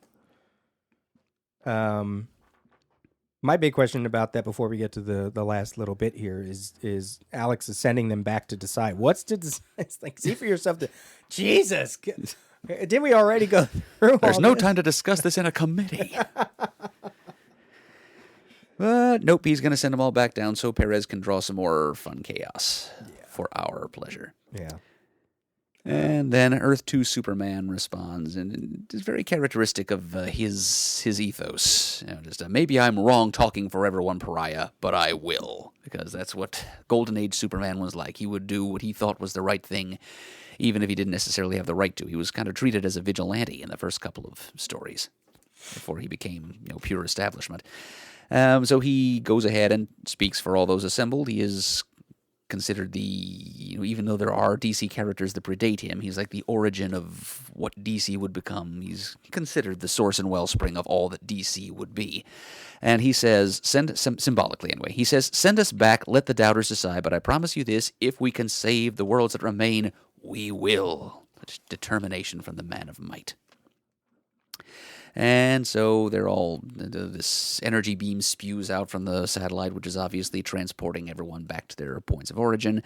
And there's that neat-looking sort of violet dwarf image in the background, which is recolored to just white in the hardcover. It's not as neat-looking at all. Although in these three little television screen panels that also appear here, the background characters are colored in and given more detail in the hardcover. So that's an improvement at least. Okay, we got Lana Lang on the microphone again, our roving reporter. She speaks to a late 18th century gentleman, and she asks him, "Sir, you said you're for the 18th century? On my way to Philadelphia to sign Tom Jefferson's Declaration. But how did I arrive here? And indeed, ma'am, where is here?" See, in my mind, that makes him Caesar Rodney of Delaware. Oh. He's the guy on the Delaware State Quarter on horseback. And why do you say it's him? Because he's on his way to Philadelphia to sign the Declaration. Okay. Yes, and Caesar Rodney famously he was at home in ill health and had to be called back to Philadelphia just to get his vote in there. I was going to ask you if you knew which founding father it was. I mean, because the crisis does take place in July, so it kind of makes sense. That's a good point. Yeah. That if we're pulling from maybe they're pulling from all Julys across the time. No, he's from one very specific July. Yeah. That much we know. But it's an open question as to which founding father it is. But that's my guess. All right. Plus, the lore is that they all signed it in one day, but it actually took it took weeks for them all to sign it. Yeah, right? yeah. It's not the way it happened in the stage musical, which was both of our frame of reference, right. And Perez's too, apparently. Yeah, probably. That is one of my favorite shows. And, my aunt and uncle for years ran the Conrad Weiser 76ers local theater company, which was named after that show because it was the first show that they did back in 1976. Cool. And that was the company with which I did Little Shop of Horrors just a couple years back. And for those of you who don't know, 1776 is like the Golden Age Hamilton. You want a point of reference. Interesting way to put it. Yeah.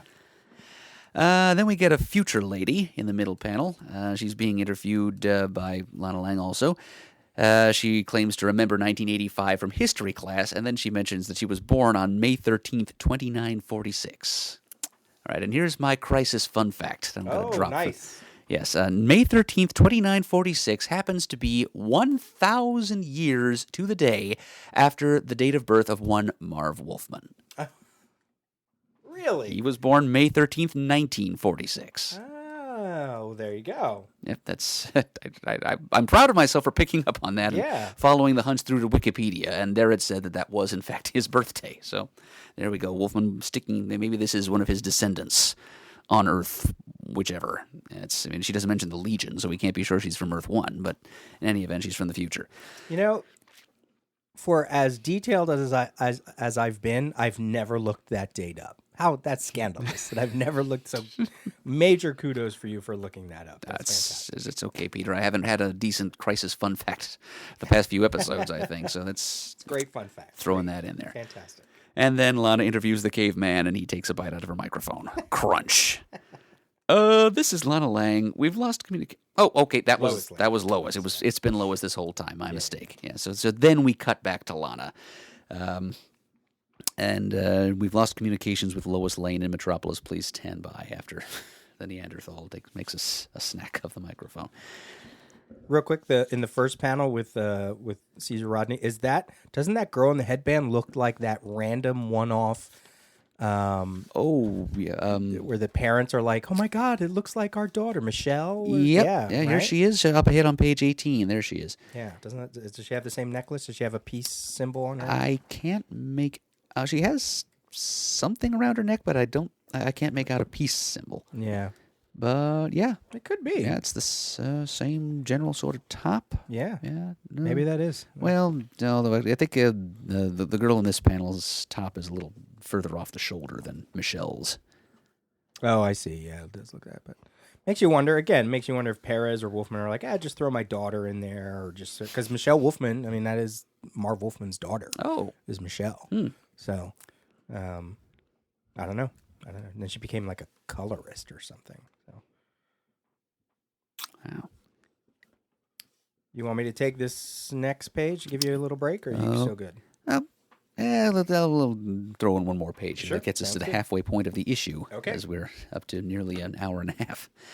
Okay, so now we have a little cosmic interlude, just to shift the perspective a little bit here, as we move away from Earth of whatever number into deep space in the universe of Earth 1 on page 13. Space, somewhere in the center of what is left of the known universe. That is what remains of the known universe, not the directional left. We're not left of center or anything. And we see a spacecraft carrying some Green Lanterns who sometimes travel by spacecraft despite being able to travel through space unaided thanks to their rings. This is one of those times, apparently. They're approaching Oa, we are helpfully told, which exists at the precise center of the universe containing Earth 1. And Oa, homeworld of the Guardians, creators of the Green Lantern Corps. And as you can see in the middle panel there at the top, the red skies are affecting Oa as well. And you'll notice that there is no after image of an Oa 2 hovering there because, and this is a key fact of this maxi series, that Oa is the one planet that has no duplicate anywhere in any of the other positive matter universes. Only in the antimatter universe, where Quard exists, does Oa have a doppelganger. Should we have seen Quard? Are they technically in the same place? Have they ever really put Quard in the center of the antimatter, or not? No, I think so. Yeah. And eventually we learned that there's an antimatter Earth too. Yeah. Okay. But yeah, so we're not seeing Quard here because it's Earth 1 is safe. Its positive matter universe is safely away from the antimatter universe and its influence. And then I think later crises. They said that, didn't they say that Oa was the center of every, it was the same center of every, or am I confusing that with something else? I think you may be confusing that with something else. In later crises, we learned that Earth is actually the center of everything. Even if it's not at the geographical center or the spatial center, at the core, the axis of the universe, it's... Oh, you know what I'm thinking of? I'm thinking of the negative zone in Fantastic Four. Oh, That the negative zone is like the same negative zone no matter where you are. Like on whatever Earth, you always go to the same negative. I think that's what I'm all thinking right. of. So there aren't like alternate reality negative zones. I think that's what it is. All right, so I'm confusing interesting. my publishing. So it's kind of like to the Marvel multiverse. It is to that what the bleed is to the DC multiverse. Okay. Interesting stuff. But anyway, they're on a group of Green Lanterns have arrived on Oa. They're one. Okay, that's okay. Now we see why they're using the spacecraft. They're saying aloud that their rings are not functioning. The Guardians aren't responding, and with what is going on throughout all the universe, we need that power now. And another difference between the comics and the hardcover. In panel 3 there, what is going on throughout all the universe? Somebody decided in the hardcover to add an S to that. What is going on throughout all the universes? Which sort of makes sense given, just the whole tenor and theme of this series and how involved with multiversal goings-on it is. But really, as we just said, the Green Lantern Corps exists only in Earth 1. Oa and the Guardians exist only in Earth 1. They're the Guardians of the universe, not of the universes. They've never been multiversal in scope. Their jurisdiction extends only as far as this one universe. So I'm not sure that the Green Lanterns would be concerned with or aware of anything happening beyond the universe of Earth 1, the one they call home. Right. It's not like the Guardians give up a lot of information, and they don't even. If our heroes don't even have the information yet, why did the Green Lanterns have it? Yeah, I agree. That's a weird switch. Yeah. It's a correction that didn't need to take place. All right, and the Green Lanterns pile out. I can name only a few of them. I mean, on the far left there is Zax of Xanax, the little grasshopper-looking guy. And, of course, Arisia of Graxos 4, who's the Green Lantern of Sector 2815, adjacent to Earth's own Sector 2814. And then the red-skinned lady in the middle is Katmatui of Korugar, Sinestro's home planet. So she was Sinestro's successor as Green Lantern of Sector 1417. And off to the far right is Tomar Ray of the planet Zudar in Space Sector 2813, Earth's other neighbor in the Green Lantern Corps sector chart. And in the middle there's Chip of Hyven, and I can never remember what sector number he's from. 10 to, I don't even remember. Did you get Zixix, the little grasshopper? Oh, yes, Zax. Oh, Zax, okay. Zax of Xanax. Sorry, my bad. I was reading my notes.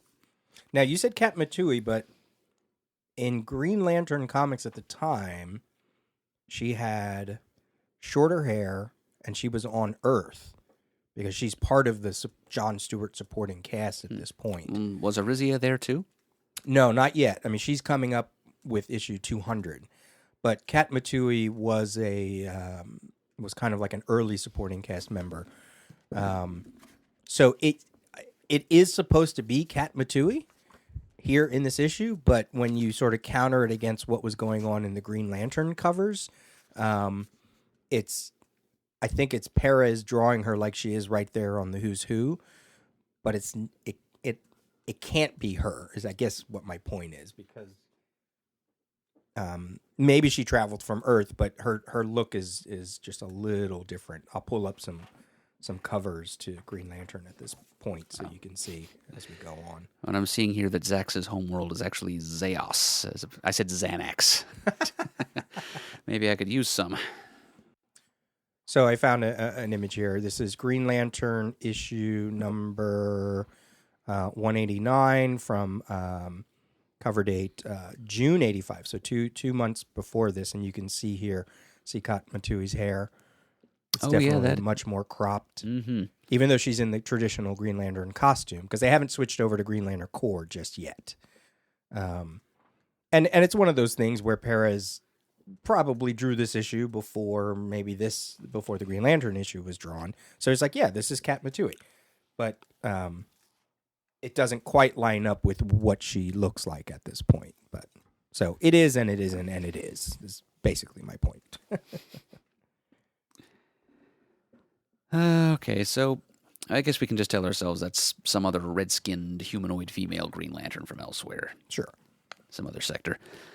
Okay, but a horrible sight meets these lanterns' eyes as they pile out of their spacecraft. It's Tomar Ray who notices first with his enormous eyes. And there are the Guardians of the Universe, held in some sort of stasis beam. Our masters were unable to resist? What hope have we? And then the ever naive and optimistic Arisia of Sector 2815 says, we'll fight because we have to. Come on, we're Green Lanterns.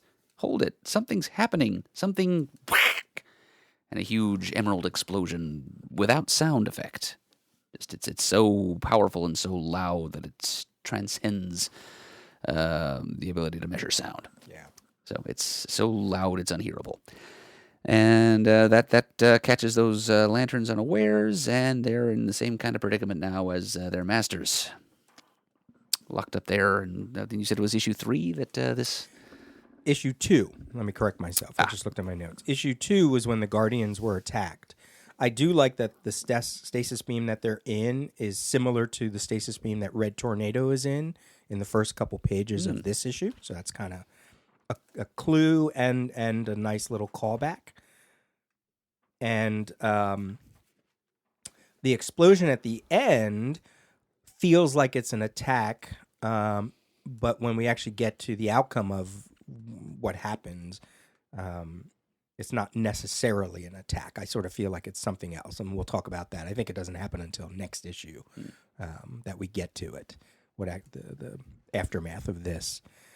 I love Arisia's face in that second to last panel. It looks very Dave Gibbons from his run on Green Lantern at the time, in terms of the coloring, the highlighting. Well, whoever did the coloring, but I love that little bit. And then I have a little thing here, headcanon-wise, and I think we talked about this before when the Guardians were attacked.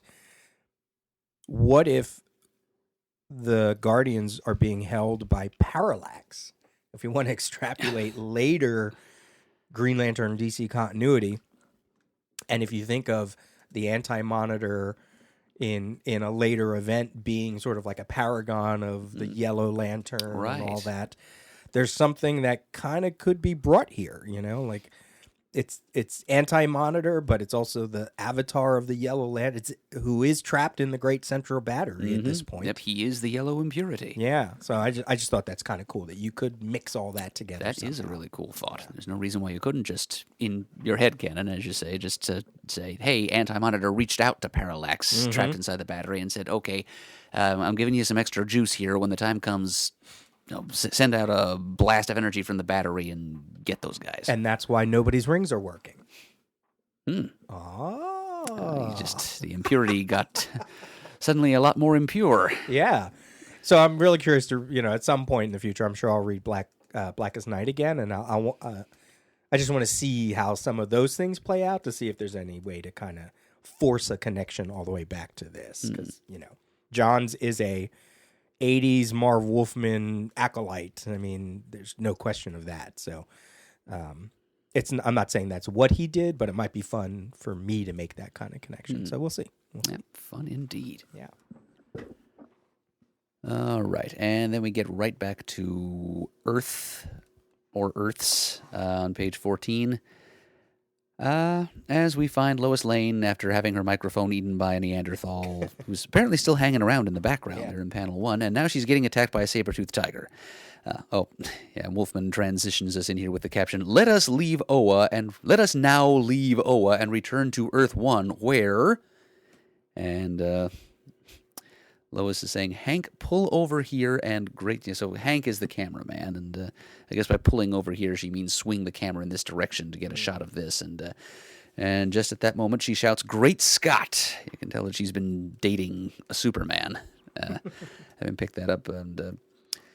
And there's crazy things happening. There's a World War I biplane in the skies overhead. There's a lady in kind of an old-fashioned gingham dress and bonnet. And then, smashing up on the jaw of the tiger is a blue-sleeved arm. And behind the fist making contact with the tiger's jaw is that characteristic ribbed cuff. So we get to figure out before Lois does which Superman it is that is punching out the tiger. No reason to panic, Lois. I'm here. Very late Bronze Age Superman thing to say. And he observed, and apparently their vocal timbre is pretty close between the Earth 1 and Earth 2 Superman, but besides, other than being from different universes and being very different ages, Earth 2 Superman sounds enough like Earth 1 Superman that Lois is fooled.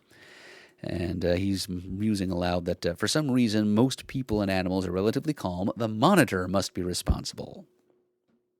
I guess it would take a Superman to make a mighty leap of logic like that, because there's no reason for him to assume that, but as it turns out, he's correct. We know that. Right. We know that from earlier on in the issue. Yeah. And Lois, of course, rushes over to give him the usual thanks. Superman, thank heaven you came. And then he turns around and she notices, he's got gray temples and a squarer jawline, and he's old. And she says, Superman, what happened? You're old. You're old. And then cuts herself off, and Earth 2 Superman is not offended at all. He just says, old, Lois? That's okay. I'm not the Superman you know, but his counterpart from another Earth. And Earth 1 Superman is right on hand and says, that's right, Lois. And it's got me wondering, is this the first time that I'd go for it. I know exactly what you're thinking. Well, I don't have an answer to this question. I guess I didn't follow it through, but can this really be the first time that Lois Lane has met Earth 2 Superman, or even the first time that she's heard of Earth 2 Superman, or Earth 2 period? Like, I could sort of forgive her that she doesn't recognize him as being the Earth 2 Superman, right? So there's so much stuff going on that she sees.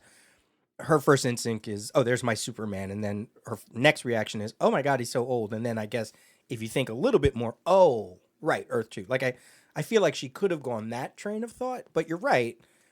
They've never met before in all of those crossovers and in that DC Comics Presents annual that had 5,000 Supermen and 5,000 Lex Luthors. There was no other Lois Lanes, that is a surprising thing for me that I didn't research, and obviously you didn't research. So maybe somebody out there can, but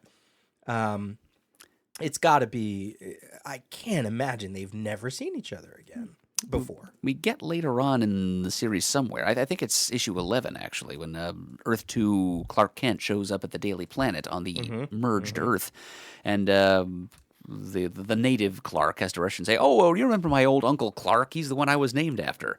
And he's introducing him around as if the Daily Planet staff have met him before. Yeah. So it makes me wonder if maybe Lois has met Uncle Clark before, but never met Earth 2 Superman as such. Yeah, and I can't imagine that it's one of those writing bits that Wolfman is like, okay, I'm gonna set it in stone that this is their first appearance here. You know what I mean? There's just way too many crossovers, team ups, anniversary issues where these characters popped up against each other that would be something that I don't think a writer would want to ignore continuity-wise. Oh, sure. Yeah. So both you and I had the same thought. It felt a little. I like that I like the way it's told because it's friendly to the reader to sort of once again say, yeah, see, this is the confusion that you're having. So is Lois Lane. But to us established readers or people that kind of get it, it feels a little bit like a cheat. So I'm not sure. Our first thought is not, this is so accommodating to the reader. Our first thought is this a continuity error? Yeah. Oh, yes. And, of course, we can't pass by that panel with both Supermen's faces in it without mentioning, there's a red-headed Native American there, which might be Firehair again. But then the photographer in between Lois and Superman of Earth 1, Mr. Peter Parker from the Marvel Universe. All the way from Earth 616, who does make an appearance on the Alex Ross and George Perez cover to the Crisis Collected Edition. He's one of those people down there at the bottom. Just look carefully for the guy with the camera. Yeah, and look at his hair, right? You see that little curl that's on the one side? He would have if you could see the other side, he would have a curl on that other side, too, because that's the way John Romita Jr. style. Yeah. Because I wrote in my notes, you could argue that that's just Jimmy Olsen, but there's no freckles. The hair coloring is wrong. And we've had it in way too many interviews that Perez intentionally put Peter Parker, a Marvel character, into the DC universe. Just because. Yeah, and that's the best reason to do something like this. Because you're George Perez, and because fans love this stuff, and because it's fun. Right. Okay. And so after that little bomb dropped on Lois, we get her a long shot of her and the two Supermen in silhouette, just to capture the awkwardness of the moment. And Lois is saying, Superman, but oh gosh, a very Margot Kidder thing to say there. Do you think we can take this all from the top? And then the first sentence of the explanation she gets is our segue to another little vignette. All time has merged together, Lois. We're trying to fix it. And part of we are a classic Silver Age team of DC characters well associated with time and travel through it. Rip Hunter and his Time Masters. And they're in their well-known time sphere. Which is, you can see the little motion lines around it. It's kind of being buffeted in the time stream. It's shaking and rattling. It's not functioning properly. And you can hear Bonnie Baxter, the token female member of the group, since just about all these groups of the 50s and 60s in DC Comics had one. She's asking Rip, what's wrong with the time sphere? Why can't we land? And Rip replies, I wish I knew. Something's happened to time, and we're caught right in the center of it. And there in the background are the other Time Masters, Jeff Smith, Rip Hunter's old pal. Not the guy who created Bone. This is no relation. And also Bonnie Baxter's kid brother, Corky Baxter.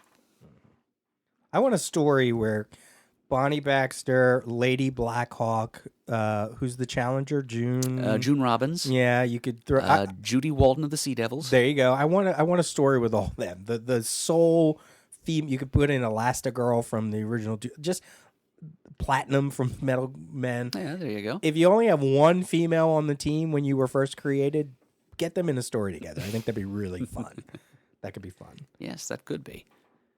A couple costuming things. You already mentioned the scalloped or the ribbed wrists for Superman, but notice in the silhouette images of Lois how Earth 2 Superman's cape is much shorter than the Earth 1. And that's another kind of visual clue to who is who. Right, which Lois probably should have picked up on from behind also. Yeah, yeah.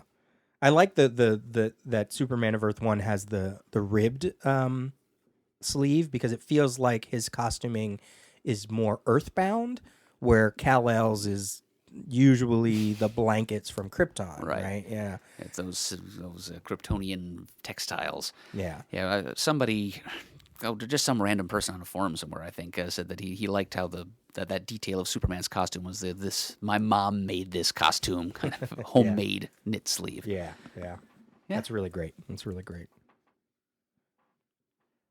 Okay, and then from the time stream, Wolfman provides us some captions to segue to the next scene. While Rip Hunter, Time Master, seeks to save his valiant time-lost crew, we will move to Gotham City's fabled Wayne Manor. And there's a nice long establishing shot of it on its hilltop with a couple of signs of the time chaos around it. There's a volcano, a brontosaurus, a starcraft zipping by, just to make sure we all remember that time is amuck.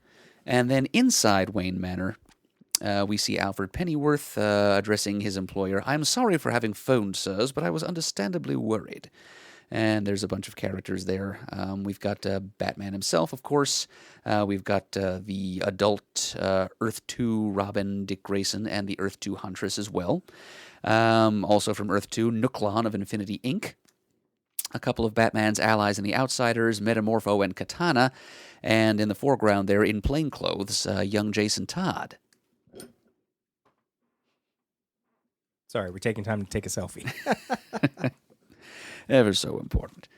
Yeah, so a couple of characters there make perfect sense why they'd be in Wayne Manor, because they're Batman allies, and then there's Nuklon thrown in there, and as you see on the next page, a bunch of other people who make even less sense.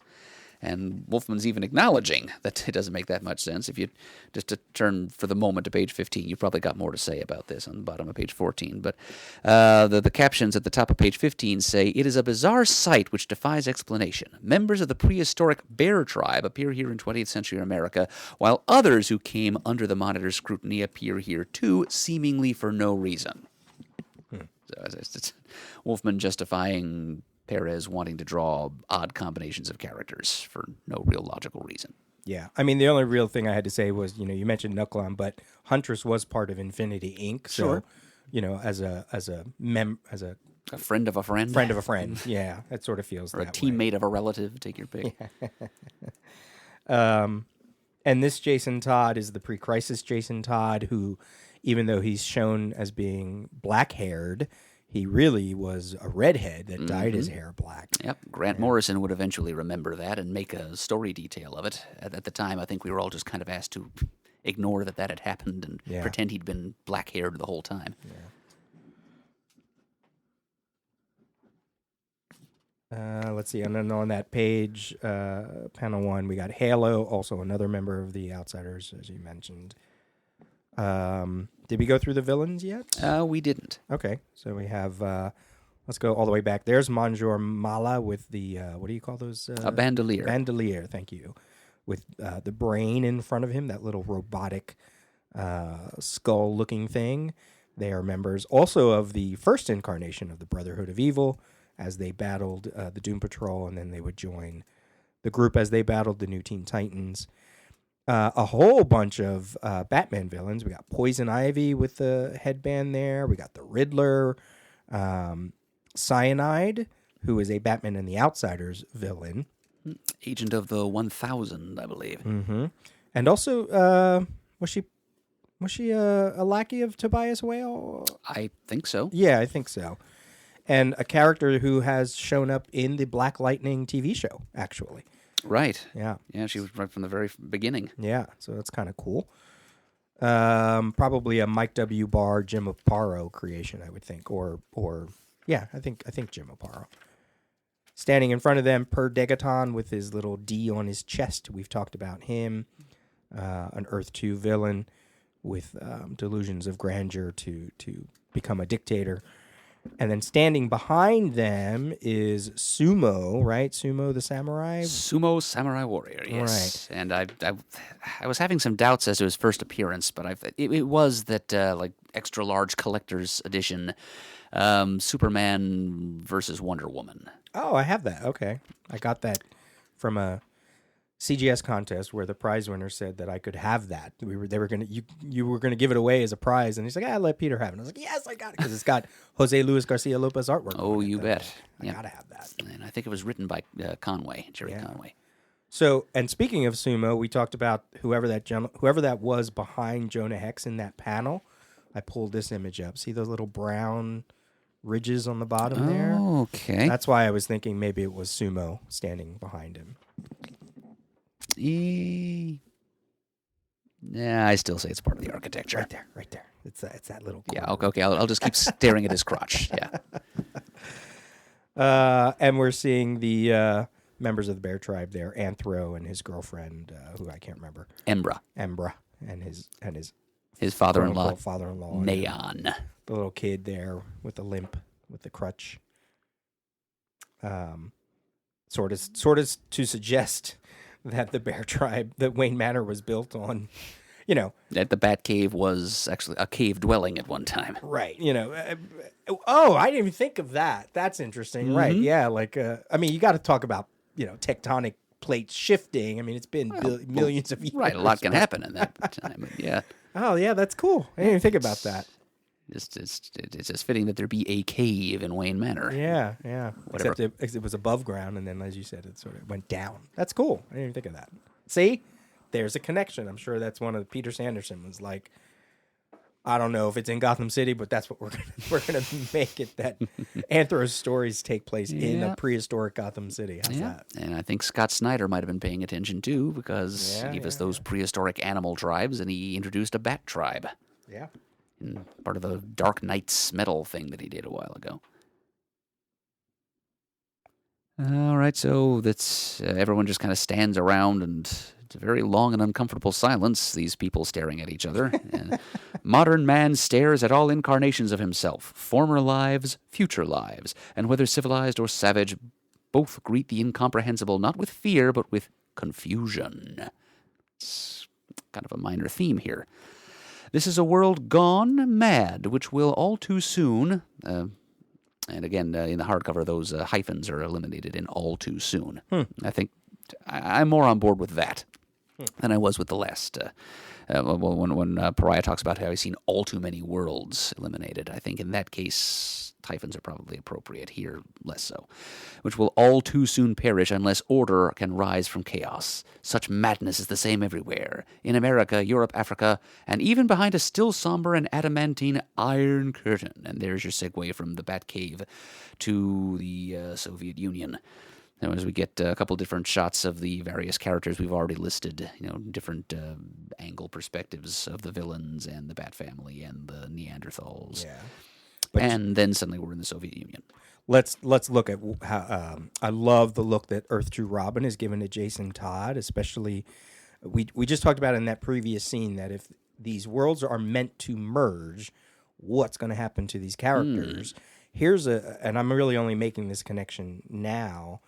I mean the caption is obvious. Modern man stares at all incarnations of himself. Right. So that was the connection I put in my notes, that Earth 2 Robin is looking at yet another Robin with a Batman that is very much still alive. Yeah. Right. I mean, for all he knows, maybe that's himself. Maybe that's a young Dick Grayson. I don't think Earth 2 Dick Grayson has met Jason Todd? Has been, no, sir, I'm sure he hasn't met Jason Todd, but I'm not sure how much interaction he's even had with Earth 1 people at all. I mean, there was that time, way back in Justice League in the 60s when he showed up wearing that gray uniform with that looked like a bastardized Batman outfit with yellow accents and a big R in the middle of the chest. Beyond that, I don't think he's really been to Earth 1 too much. Hasn't spoken to the Earth 1 Batman all that much. So you got that connection, and then spinning it into what we talked about before about he might and knowing what happens to him later.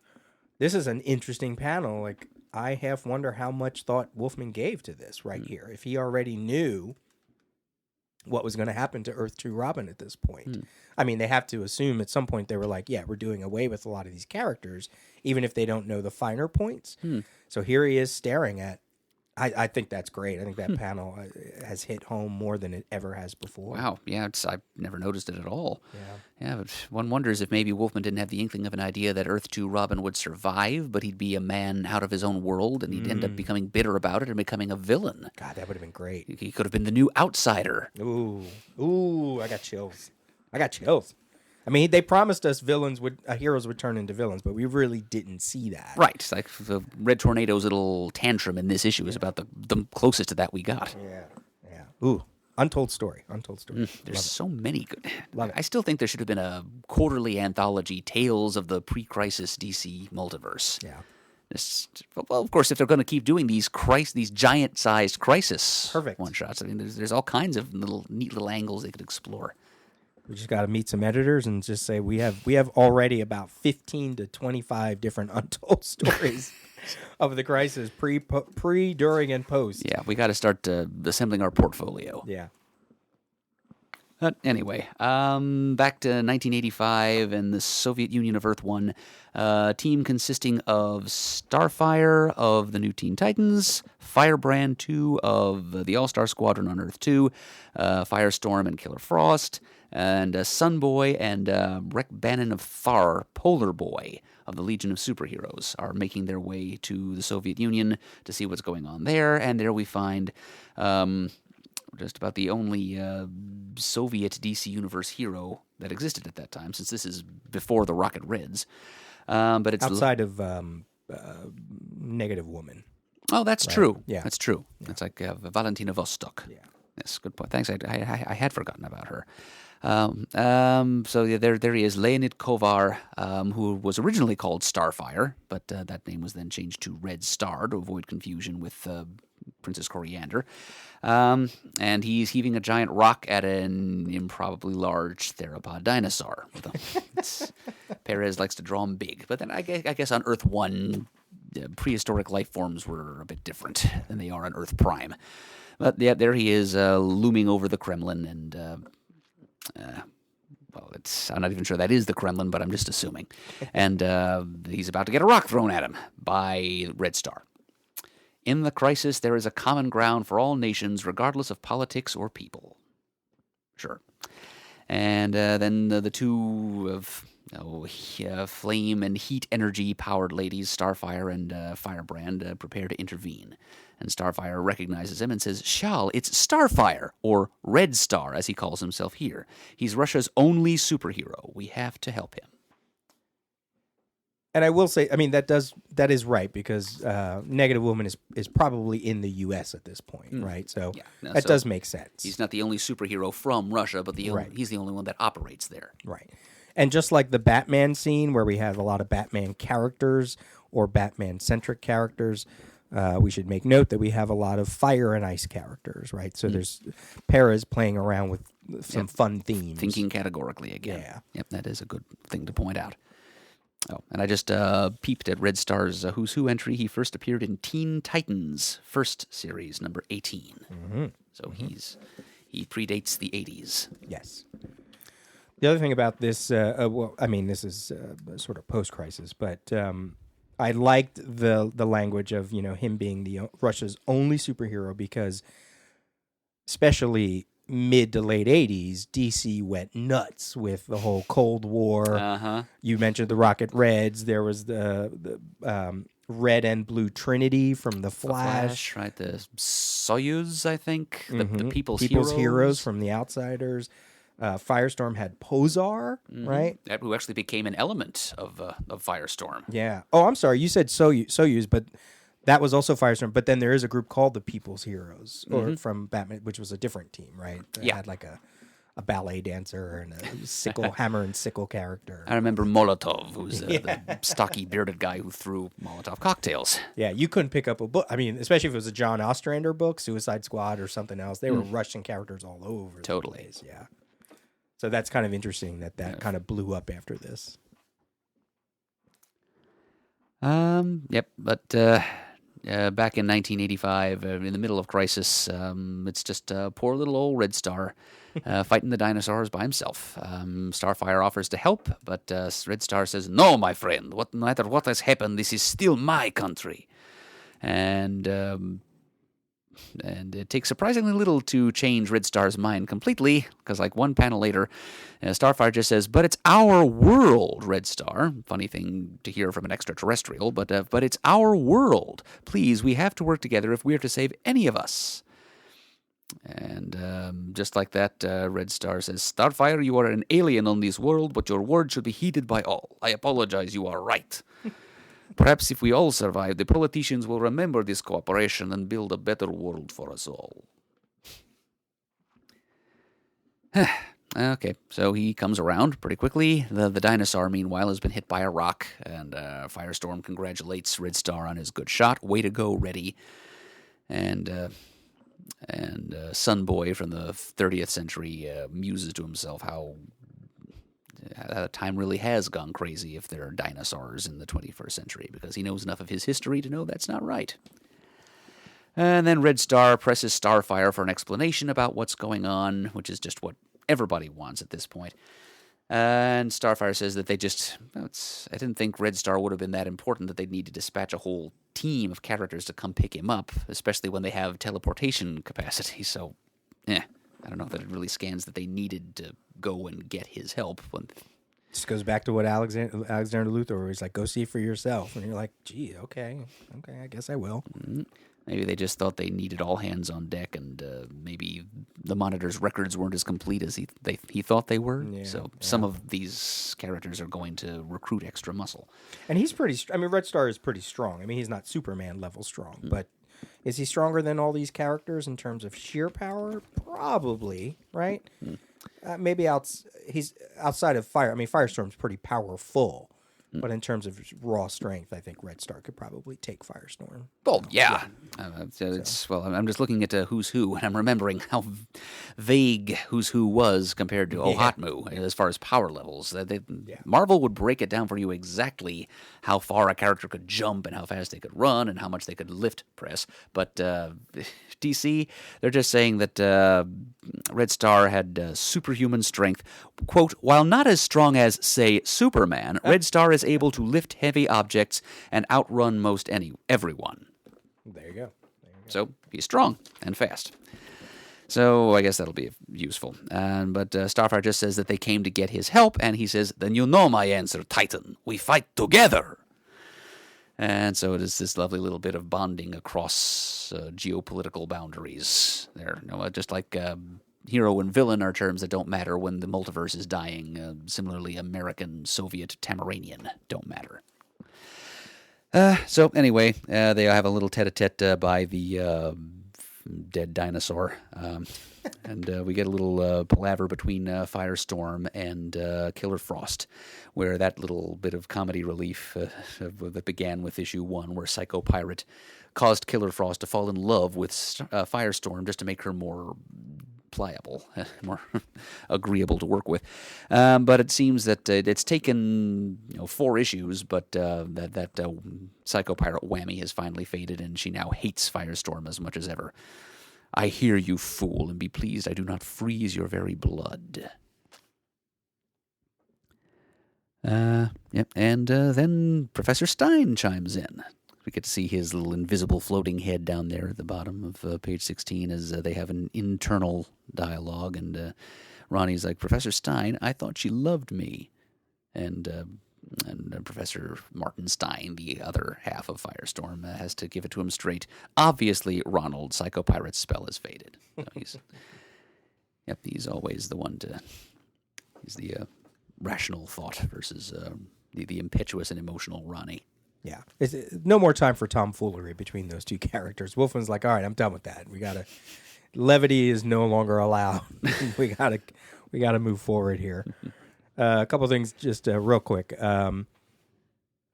Politicians will remember this cooperation and build a better world for us all, which means Alan Moore stole that idea for Watchmen from Marv Wolfman. Okay. No, just kidding. And then I love that it's this totally random Sunboy talking to this or looking at this random Russian with the gun. Like, what could they possibly be talking about? Sunboy probably talks Interlac, so does he really even understand what's going on? So I just thought that was an interesting little. The rings translate, don't they? Yeah, I guess they do. Yeah, they do. You're right. But yeah, I guess that's true.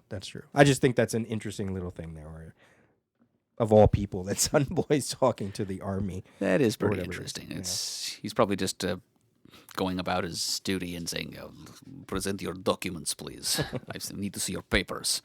And Sunboy's just like, "Really?"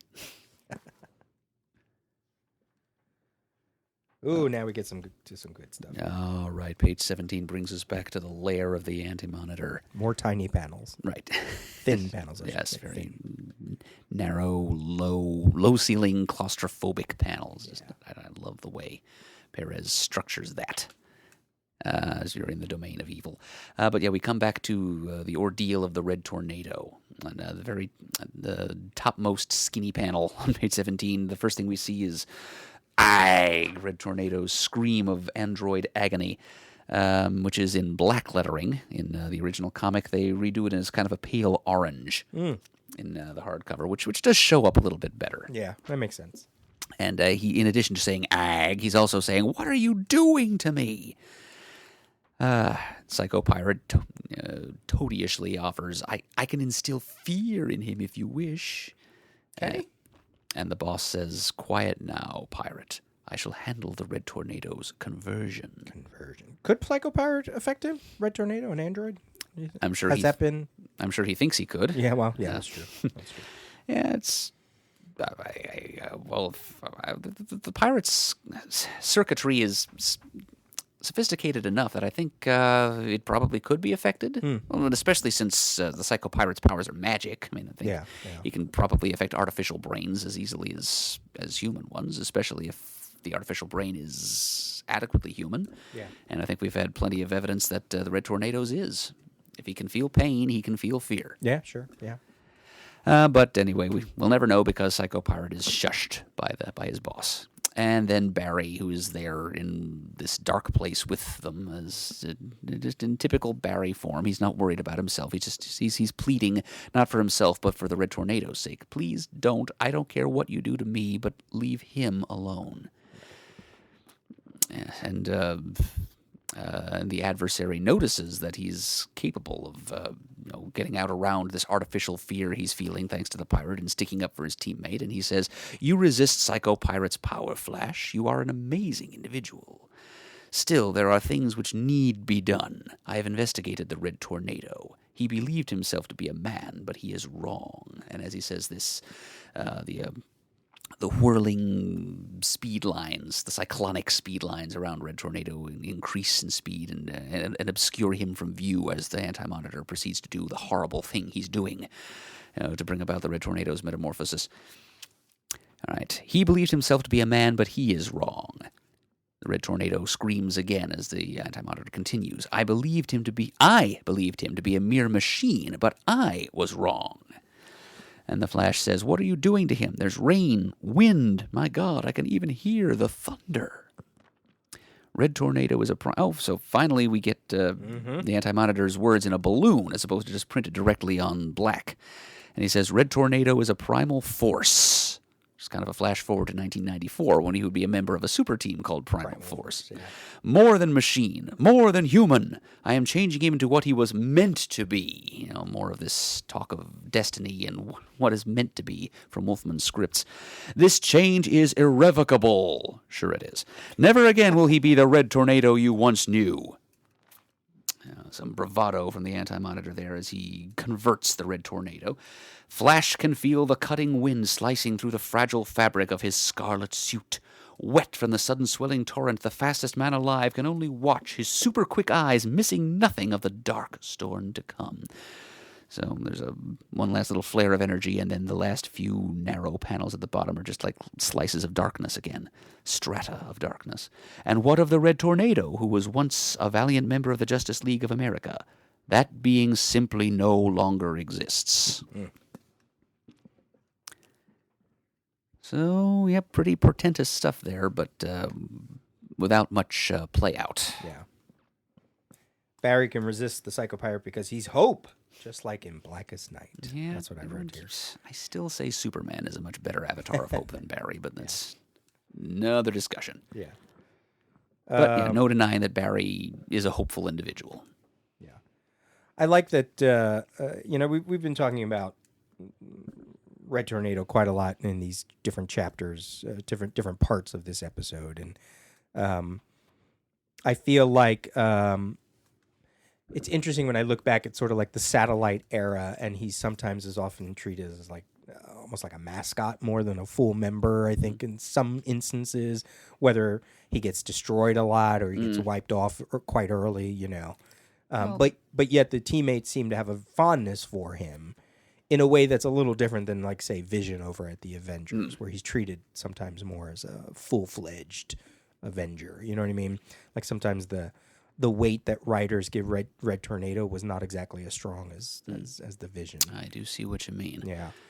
No, maybe it's because he's willingly assuming the role of like a disciple or a learner or an intern. He's trying to learn what it is to become human. Whereas the Vision, I think he was a little more comfortable in his synthetic skin than the Red Tornado was. So the Vision wasn't trying as hard to fit in among humanity as the Red Tornado was.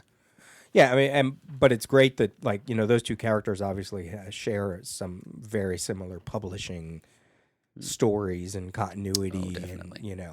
And I sometimes even feel like Red Tornado, it's kind of interesting, like when Brad Meltzer did his Justice League run, his first story was The Tornado's Path, was like, I'm focusing on the Red Tornado. I mean, in many ways, you can't get more Justice League than the Red Tornado, because he's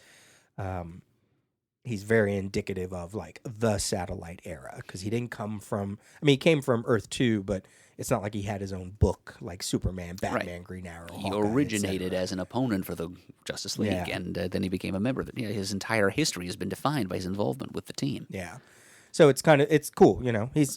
He's not a major DC player, but the Crisis promised us that they were going to change certain people, and regardless of the outcome, this is, other than just a costume change, this is like one of the first major characters that is getting affected by what the events of the Crisis, other than anybody who's died, which that's like an obvious one. So, Poor Reddy. Poor Reddy. Okay, so he no longer exists, we're told. And then we cut to page 18. While on Earth 2, the confusion continues. Meet David and Phyllis Gerald of Chicago. All right, now we're getting back to young Michelle, we mentioned earlier. And David and Phyllis Gerald are... Well, they're in the midst of all the hullabaloo between the Earths, and now we're seeing that the vibrational barriers between the two are starting to thin because people can actually look between Earths, which is a neat visual, to say the least. So David and Phyllis Gerald are an elderly couple, and Mrs. Gerald is pointing in the distance through the white ethereal veil separating the parallel Earths, and they see a woman who looks just like their daughter Michelle, but Mr. Gerald says, it can't be our Michelle, she died years ago. But then he looks with his own, and sees with his own eyes, and he can't deny it. He just says, oh God, oh my Lord God. It's Michelle, but the way she looked when she died. What's happening to us, David? For God's sake, tell me. And I believe I read it might have been in this index that David Gerald, this character, is named after a science fiction writer of the same name. Oh, he wrote a bunch of Star Trek episodes, or he was like in the Star Trek universe, I think. I wrote a couple novels, I think. Seems like the kind of thing that Wolfman would be referencing. Yeah. But this character was named in honor of him. Okay. And there's Michelle, and you pointed out that Michelle is also Wolfman's daughter's name. But yeah, we do see the young, the captions tell us that what they're seeing is not their own daughter, Michelle Gerald, but the Michelle Gerald of Earth 1, who, like most Earth 1 doppelgangers of Earth 2 people, is younger than her Earth 2 counterpart had been. So, which is why she seems so young, whereas her Earth 2 counterpart would have been 20 or some years older if she had lived. So that's why Mr. and Mrs. Gerald seems so much like they're seeing a ghost. And Earth 1 Michelle is looking back at them. And we can only imagine what's going through her mind, but her body language is, oh, my Lord, there's my parents, except they're old. And she's wearing kind of hippie-ish garments, which is why the headband and the belly shirt and the flare leg trousers, which is what led you to draw a comparison between her and that hippie lady with the peace sign necklace several pages ago. So two things. David Gerald wrote the script for Trouble with Tribbles. So. There we go. And Michelle Wolfman is Marv Wolfman's wife. Oh, not her. Divorced, not daughter. I just looked it up. I thought it was daughter. I think it might be Amy that his daughter is his daughter. I know there's an Amy Wolfram who has written for TV and comics. Maybe I'm thinking. Who's involved with the comics, actually. Yeah, with the Titans, actually. Oh, right. Okay, right, yeah. So, yeah, I'm looking at here. He was divorced from Michelle Wolfman. So, my bad. So, somebody way back when we first said it was going, no, it's his wife, ex-wife, not his daughter. Yeah, So, if you've already gone to the comicforums.vanillacommunity.com and posted a correction, neener, we've already corrected ourselves. Right. Okay, and more fun between Earth 1 and Earth 2 on the second half of page 18, this time getting the Legion involved, a very distinctly and exclusively Earth 1 concept. Just as these heroes see images of other Earth 1 phenomena. And so we have Supergirl, whose top has been bleached here. It's correctly colored blue in the hardcover. And her boyfriend, Brainiac 5. And below him, also in purple with the yellow hair, that's Jan Ara of Trom, Element Lad. And off to the side... Timberwolf. See, they've colored his costume wrong there. He looks... It looks like his hair is orange and his costume is red, but the fact that Timberwolf is there next to Airwave in an ensuing panel it leads me to agree with you. That's probably supposed to be Timberwolf. Yeah. And the yellow and green there below to the left is Geoforce of Batman's Outsiders.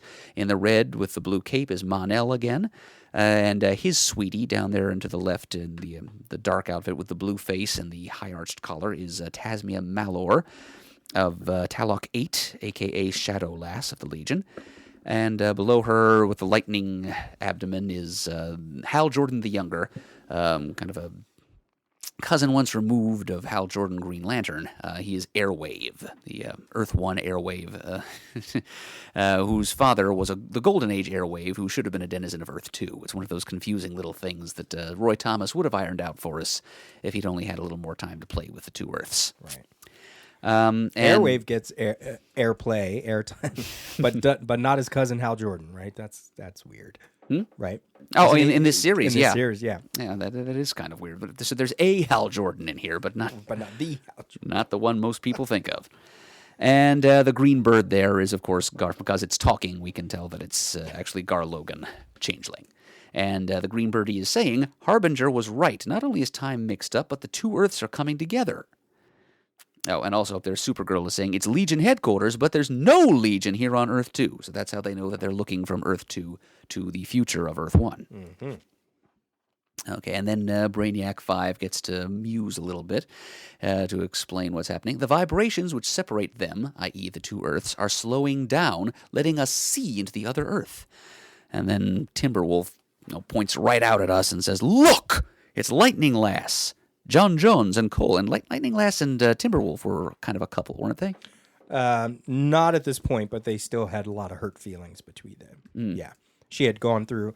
Once Lightning Lass transforms from Light Lass back to Lightning Lass in the first 5 issues of the Baxter Legion run, she had already given up her relationship with Timberwolf because she went away. After the Great Darkness Saga, she went away. She says, whoa, the Legion is just... I'm not cool with the destruction, and it's weighing on me. I need to go find myself. So she breaks up. She asked Timberwolf to go with her, and he says no.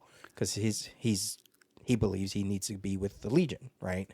So she disappears for almost like a year out of publishing continuity, comes back. We get the big, great Legion of Superheroes, Legion of Supervillains war at the start of the Baxter run. She gains her lightning powers again, goes back, joins the Legion. Timberwolf's like, yay, you're back. And she's like, no. You didn't want to come with me. I found myself. I don't need you anymore. So there's a lot of hurt feelings between the two of them. Maybe that's why he's not calling her Ayla here. He's just using her code name. It's Lightning Lass, John Jones, and somehow he recognizes Cole, a costumed character who was only active in the DC universe for a couple of months, and somehow in the 30th century they know her name. And then little Hal Jordan puts in, and some others I've never seen. And I'm assuming he means the Legionnaires in the next panel. So we see there's Lightning Lass, Ayla Rands, sister of Lightning Lad. And there's Cole Weathers of the Titans and Jacques Faucard, Invisible Kid 2. Down there in the dress in the lower right is Salu Digby, Shrinking Violet of the planet Imsk. And above her is John Jones, the Martian Manhunter. And Peter, I'm going to put the call out to you as to who that is on the far right, because the visual cues are kind of conflicting. She's got star-shaped earrings and she's got wristbands, but that reflective thing on her shoulder is kind of messing me up. Yeah, it should be Dream Girl, I would think. Just because of the bands. She does wear bands like that, and she does have... Maybe that thing on her shoulder is supposed to be like hair or something, but...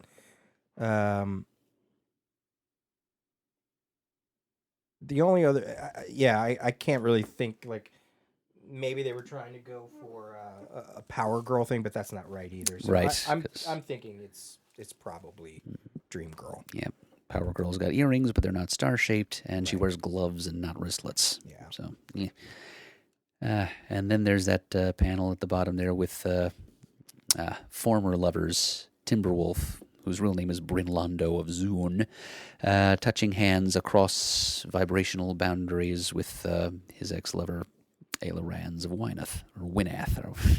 It's still not... To me, I still think Wynath. And this is the thing for Jeff Johns. Like, he actually went so far as to... Yeah. He had Lightning Lad go out of his way to pronounce the name of his home planet in that episode of Smallville with the Legion that Jeff Johns wrote, just so he could get his pronunciation, his pet pronunciation of the name. Which was? Into Canada. Jeff Johns thinks it's Wynath. I think it's Wynath.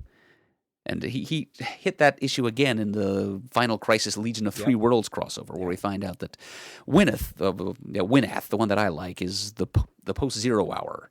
The Live Wire's way of pronouncing it, which is, I think of that as My Legion, so that's kind of appropriate. Right. Yeah. Whereas the original iteration of the Legion pronounced it Wynath, which is what Johns preferred. And then the Three-Boot Legion did a third way of pronouncing it. Like I think this accent was on the second syllable. Wynath. Yeah.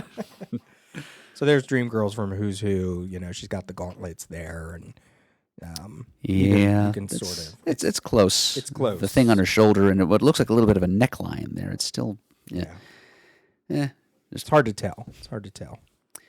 Yeah. Anyway, but I do remember this panel of the touch. It had an effect on me even before I realized that those two, Lightning Lass and Timberwolf, used to be an item. It's just the two of them reaching out across the gulf there. It's almost like the roof of the Sistine Chapel, touching hands. Come here, look. It's like ghost images. We're looking into Earth too, and that kind of captured my imagination too. I want to be able to look into Earth too. Peer between parallel Earths. It's a really unique moment in time, and it's one of many such moments in this maxi series that I wish Wolfman had had time and space to explore more. And it's the kind of thing that like an ongoing anthology series might be able to do for us. Anyway, then Brainiac 5 brings us back down to Earth again by saying the Earths are coming together, and that means if we can't merge them properly, both worlds are doomed. Which brings back into mind your earlier point of exactly how those worlds could be merged properly. What is the proper way to merge them as far as they know at this time? Yeah. I wish the coloring, or probably the color. I wish the coloring was a little different in terms of the way they merged, because it evokes the antimatter cloud a tiny bit. This whole blue line against white space. Because it's a little. I could see somebody being confused, like if they see, that's different. Yeah, and the hardcover is much different. Right, they just use like different shades of blue and eliminate the white altogether. Right, because otherwise it looks like a cloud. It looks like the antimatter cloud, and someone reading this could be, well, why are they touching and not getting destroyed or something? Oh no, the Legion headquarters is being absorbed. Yeah, and we also I also want to take note here of how many of these characters can fly, obviously because of the Legion flight rings, but it's kind of nice that everybody can fly. Boy, that's lucky, right? Mm-hmm. Yeah. It's convenient. We should probably end here, I think, because it is getting close to when I might have to leave. Well, yeah, we're not done, but then if we do another episode, we can just make it the rest of the book and feedback. Okay. We could do that. Yeah, we'll have time for that. So yeah. Sorry, folks. We tried. I thought we could make it through, but yeah, we got to cap this off. Do you want to? I don't know if you wanted to edit any of that. I was breaking the fourth wall. That's quite all right. There's plenty of fourth wall breaking going on in the story too. So this is just life imitating art. What do we got? We got like 6 more pages, right? Well, let's see. That was 18. We got 19, 20, 21, 22, 23, 24, 25.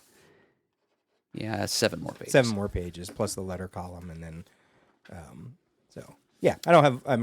We're flying through pretty good, but I don't want to shortchange, because the next sequence is actually long. It's a couple pages long, the whole Red Tornado stuff. So I don't want to shortchange. It does have ramifications. There's that. There's Wildcat. There's and the reveal. There's so much to talk about that I don't want to blow past it. Okay. This feels like a good place to. So maybe next episode will be a little shorter than 3 hours. Yeah, might even bring it in below 2 hours. You never know. We'll never know. But the good thing is we'll be able to finish and get some feedback. Right, because we have now seen what you had to say about episode 19, about just the cover of this issue, and what you had to say about episode 20, which was everything up to that big 2-page splash. Right. So, and we appreciate all the feedback you have left. It brings us joy. It gives us, new thoughts for ways to proceed with what we do in the future. And so we will feed back to your feedback in episode number 22 when that occurs. And I have to imagine, as these episodes, as these issues continue, our conversations are big. There's a lot of stuff. Just not counting the double size issue of issue 7, but there's just stuff happening. We're seeing so many characters. I reckoned without the double sized issues. Yeah. There will be some of these issues that will take 4 episodes to get through, probably.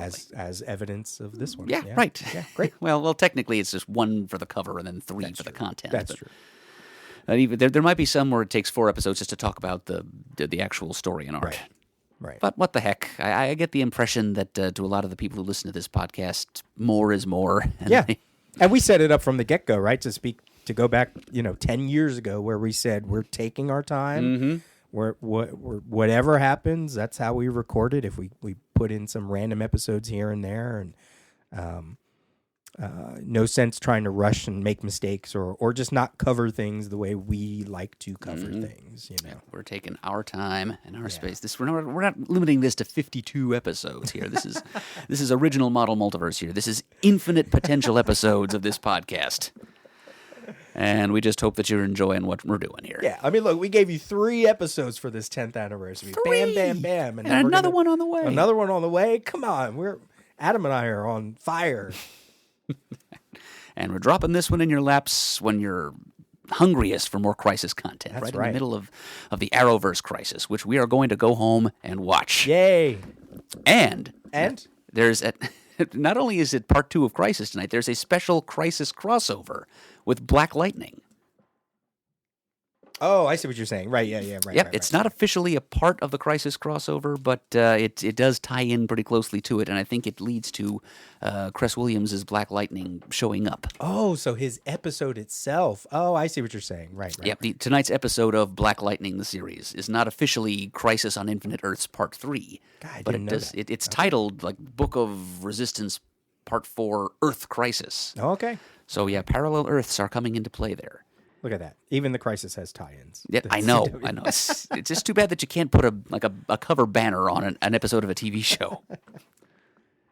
Amazing. Special Crisis crossover. Yes, we're just jonesing for this stuff. So we're going to get back to you guys before too many more weeks have passed to talk about the remainder of issue number 5 and maybe some other Crisis-related topics too, and just to respond to what you've had to say with what we've done these past few episodes. Excellent. Thank you for listening and also for spreading the word too. Especially during this very crisis-centric time in geekdom. Anything you can do to help, retweet or send links or whatever is so much appreciated because I think in terms of what we're trying to do here, we've gone really in depth and 10 years. One of my favorite remarks about this podcast came recently from Bionic Dave, who called what we do here possibly the most granular discussion of anything anywhere. Thank you, Dave, because granular is good. Good. Yes. And there's going to be plenty of folks out there who are looking for more information about Crisis on Infinite Earths now that the CW network has placed it in their consciousness. So we'd be pleased if this would be the place they'd come to learn it. Awesome. All right. So once again, thank you for listening. And go to the comicforums.vanillacommunity.com to give some feedback to this episode that we can address in our next episode, along with your responses to episodes 19 and 20. And we'll see you all on the other side of 2020.